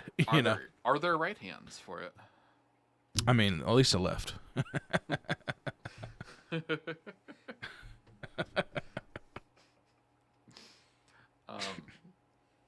But yeah, so they just put it back into the drawstring bag, and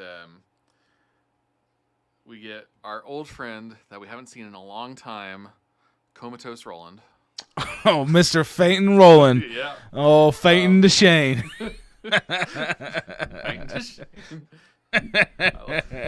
Sir faints a lot. Yep. He is back. He is unconscious. They throw him over the back of the horse. And that was how they left Eyebolt Canyon and the seacoast side of Magus, riding west beneath the Demon Moon, with Roland laid across his saddle like a corpse. Yeah. And we jump forward to like the next afternoon. Roland still hasn't awoken. Mm-hmm. And they make like something to kind of drag him, so he's not just riding on the back of the horse like slumped over. They travel another day. They go to bed that night, so it's been another 24 some plus hours, and Roland still hasn't woken up. But as they're finally about to go to bed, they see Roland sitting up, holding the glass, but it won't turn on. It's still dark. But he is just kind of like just sitting there with like blank eyes, like even though he's awake, he's still comatose basically. Yeah. Over the next few days, they're able to get him to eat and drink, but he won't talk, won't react, won't do anything else. Yeah. Which means he's probably shitting himself. Oh, it has to be. Just pooping. Just everywhere, right? He's just, they got him on the back of the horse, and he's just sitting there like zombified, just like staring forward, just Yeah. shit running down the side of his Oh, horse. no, not just poopy. Not poopy!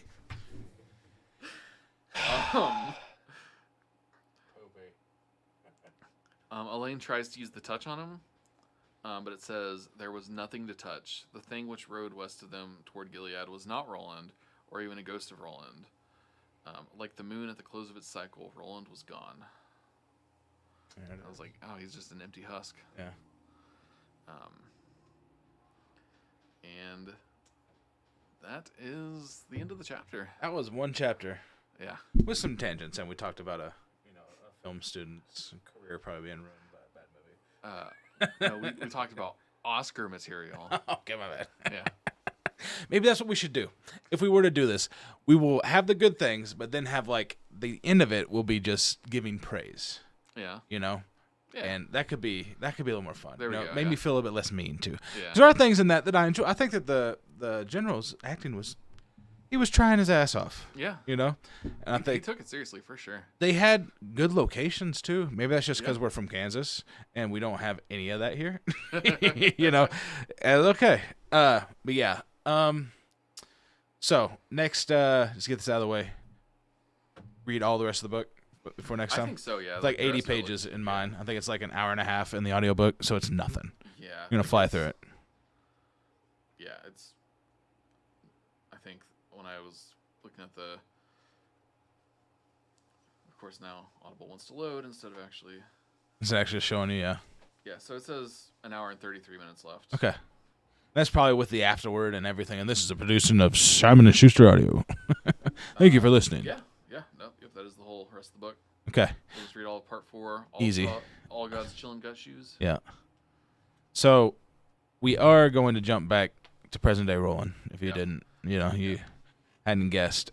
And we're not done with flashbacks. I'll give you that as a There's gonna be teaser. some more? Okay. In this book, there's going to be another flashback. Okay, I believe it happens in this book. But yeah, what the fuck are we going to do? Was this worth it? Was this worth finding out about the Wizard's Glass and Susan? I think it depends on what happens next. Okay. Probably not next in this book, but like in the next few, see kind of how whatever happened, how that impacts the rest of the story. Okay.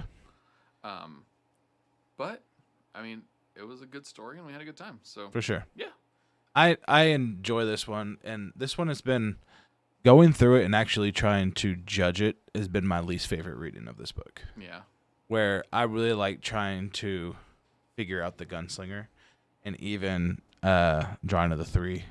And in some point, the Wastelands, because we kind of flew through that, actually. We did really good with how fast we got through that book. 'Cause The that's a- Wastelands. We did like 5-6 episodes maybe. yeah, and we just covered shit, I think. It was just, I mean, but God, there's like 3 different climaxes in that book. I remember telling you about that. Like, oh my God, there's so much Yeah. before we even get to fucking Blaine.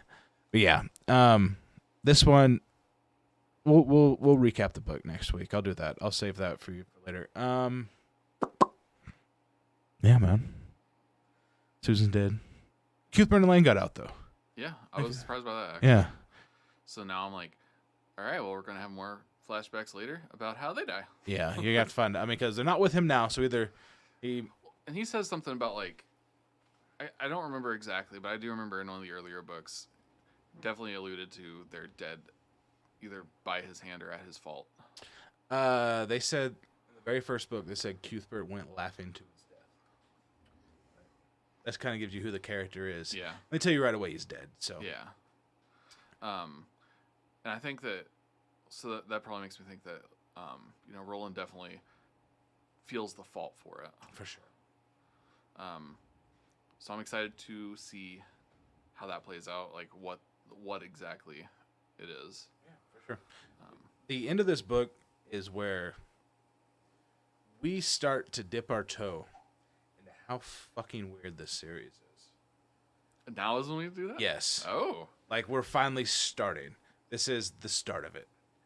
And book 5 is it gets there, but it's also like it's like the middle ground between regular old, Western, whatever, with some futuristic objects to it. So Yeah.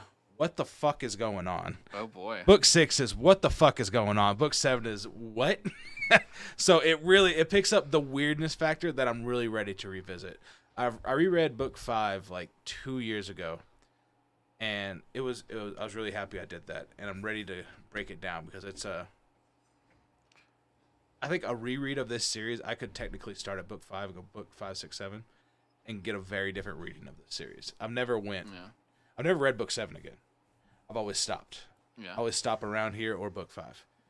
Okay, I got my characters. I know how it ends, but I'm ready to experience the weirdness alongside somebody, and be like, "Holy fuck, this is fucking strange," Okay. It's kind of making. Have you watched Evangelion? Mm-mm. So, that is a series that I think it's 26 episodes. The first 23 or so, maybe 23, I think, and then the last 3 are the weird ones. The first 23 are pretty standard, boy gets in a robot and fights aliens. Okay. I mean, it's still kind of weird, but the last either 2 or 3 episodes are what? This is where you took it? What?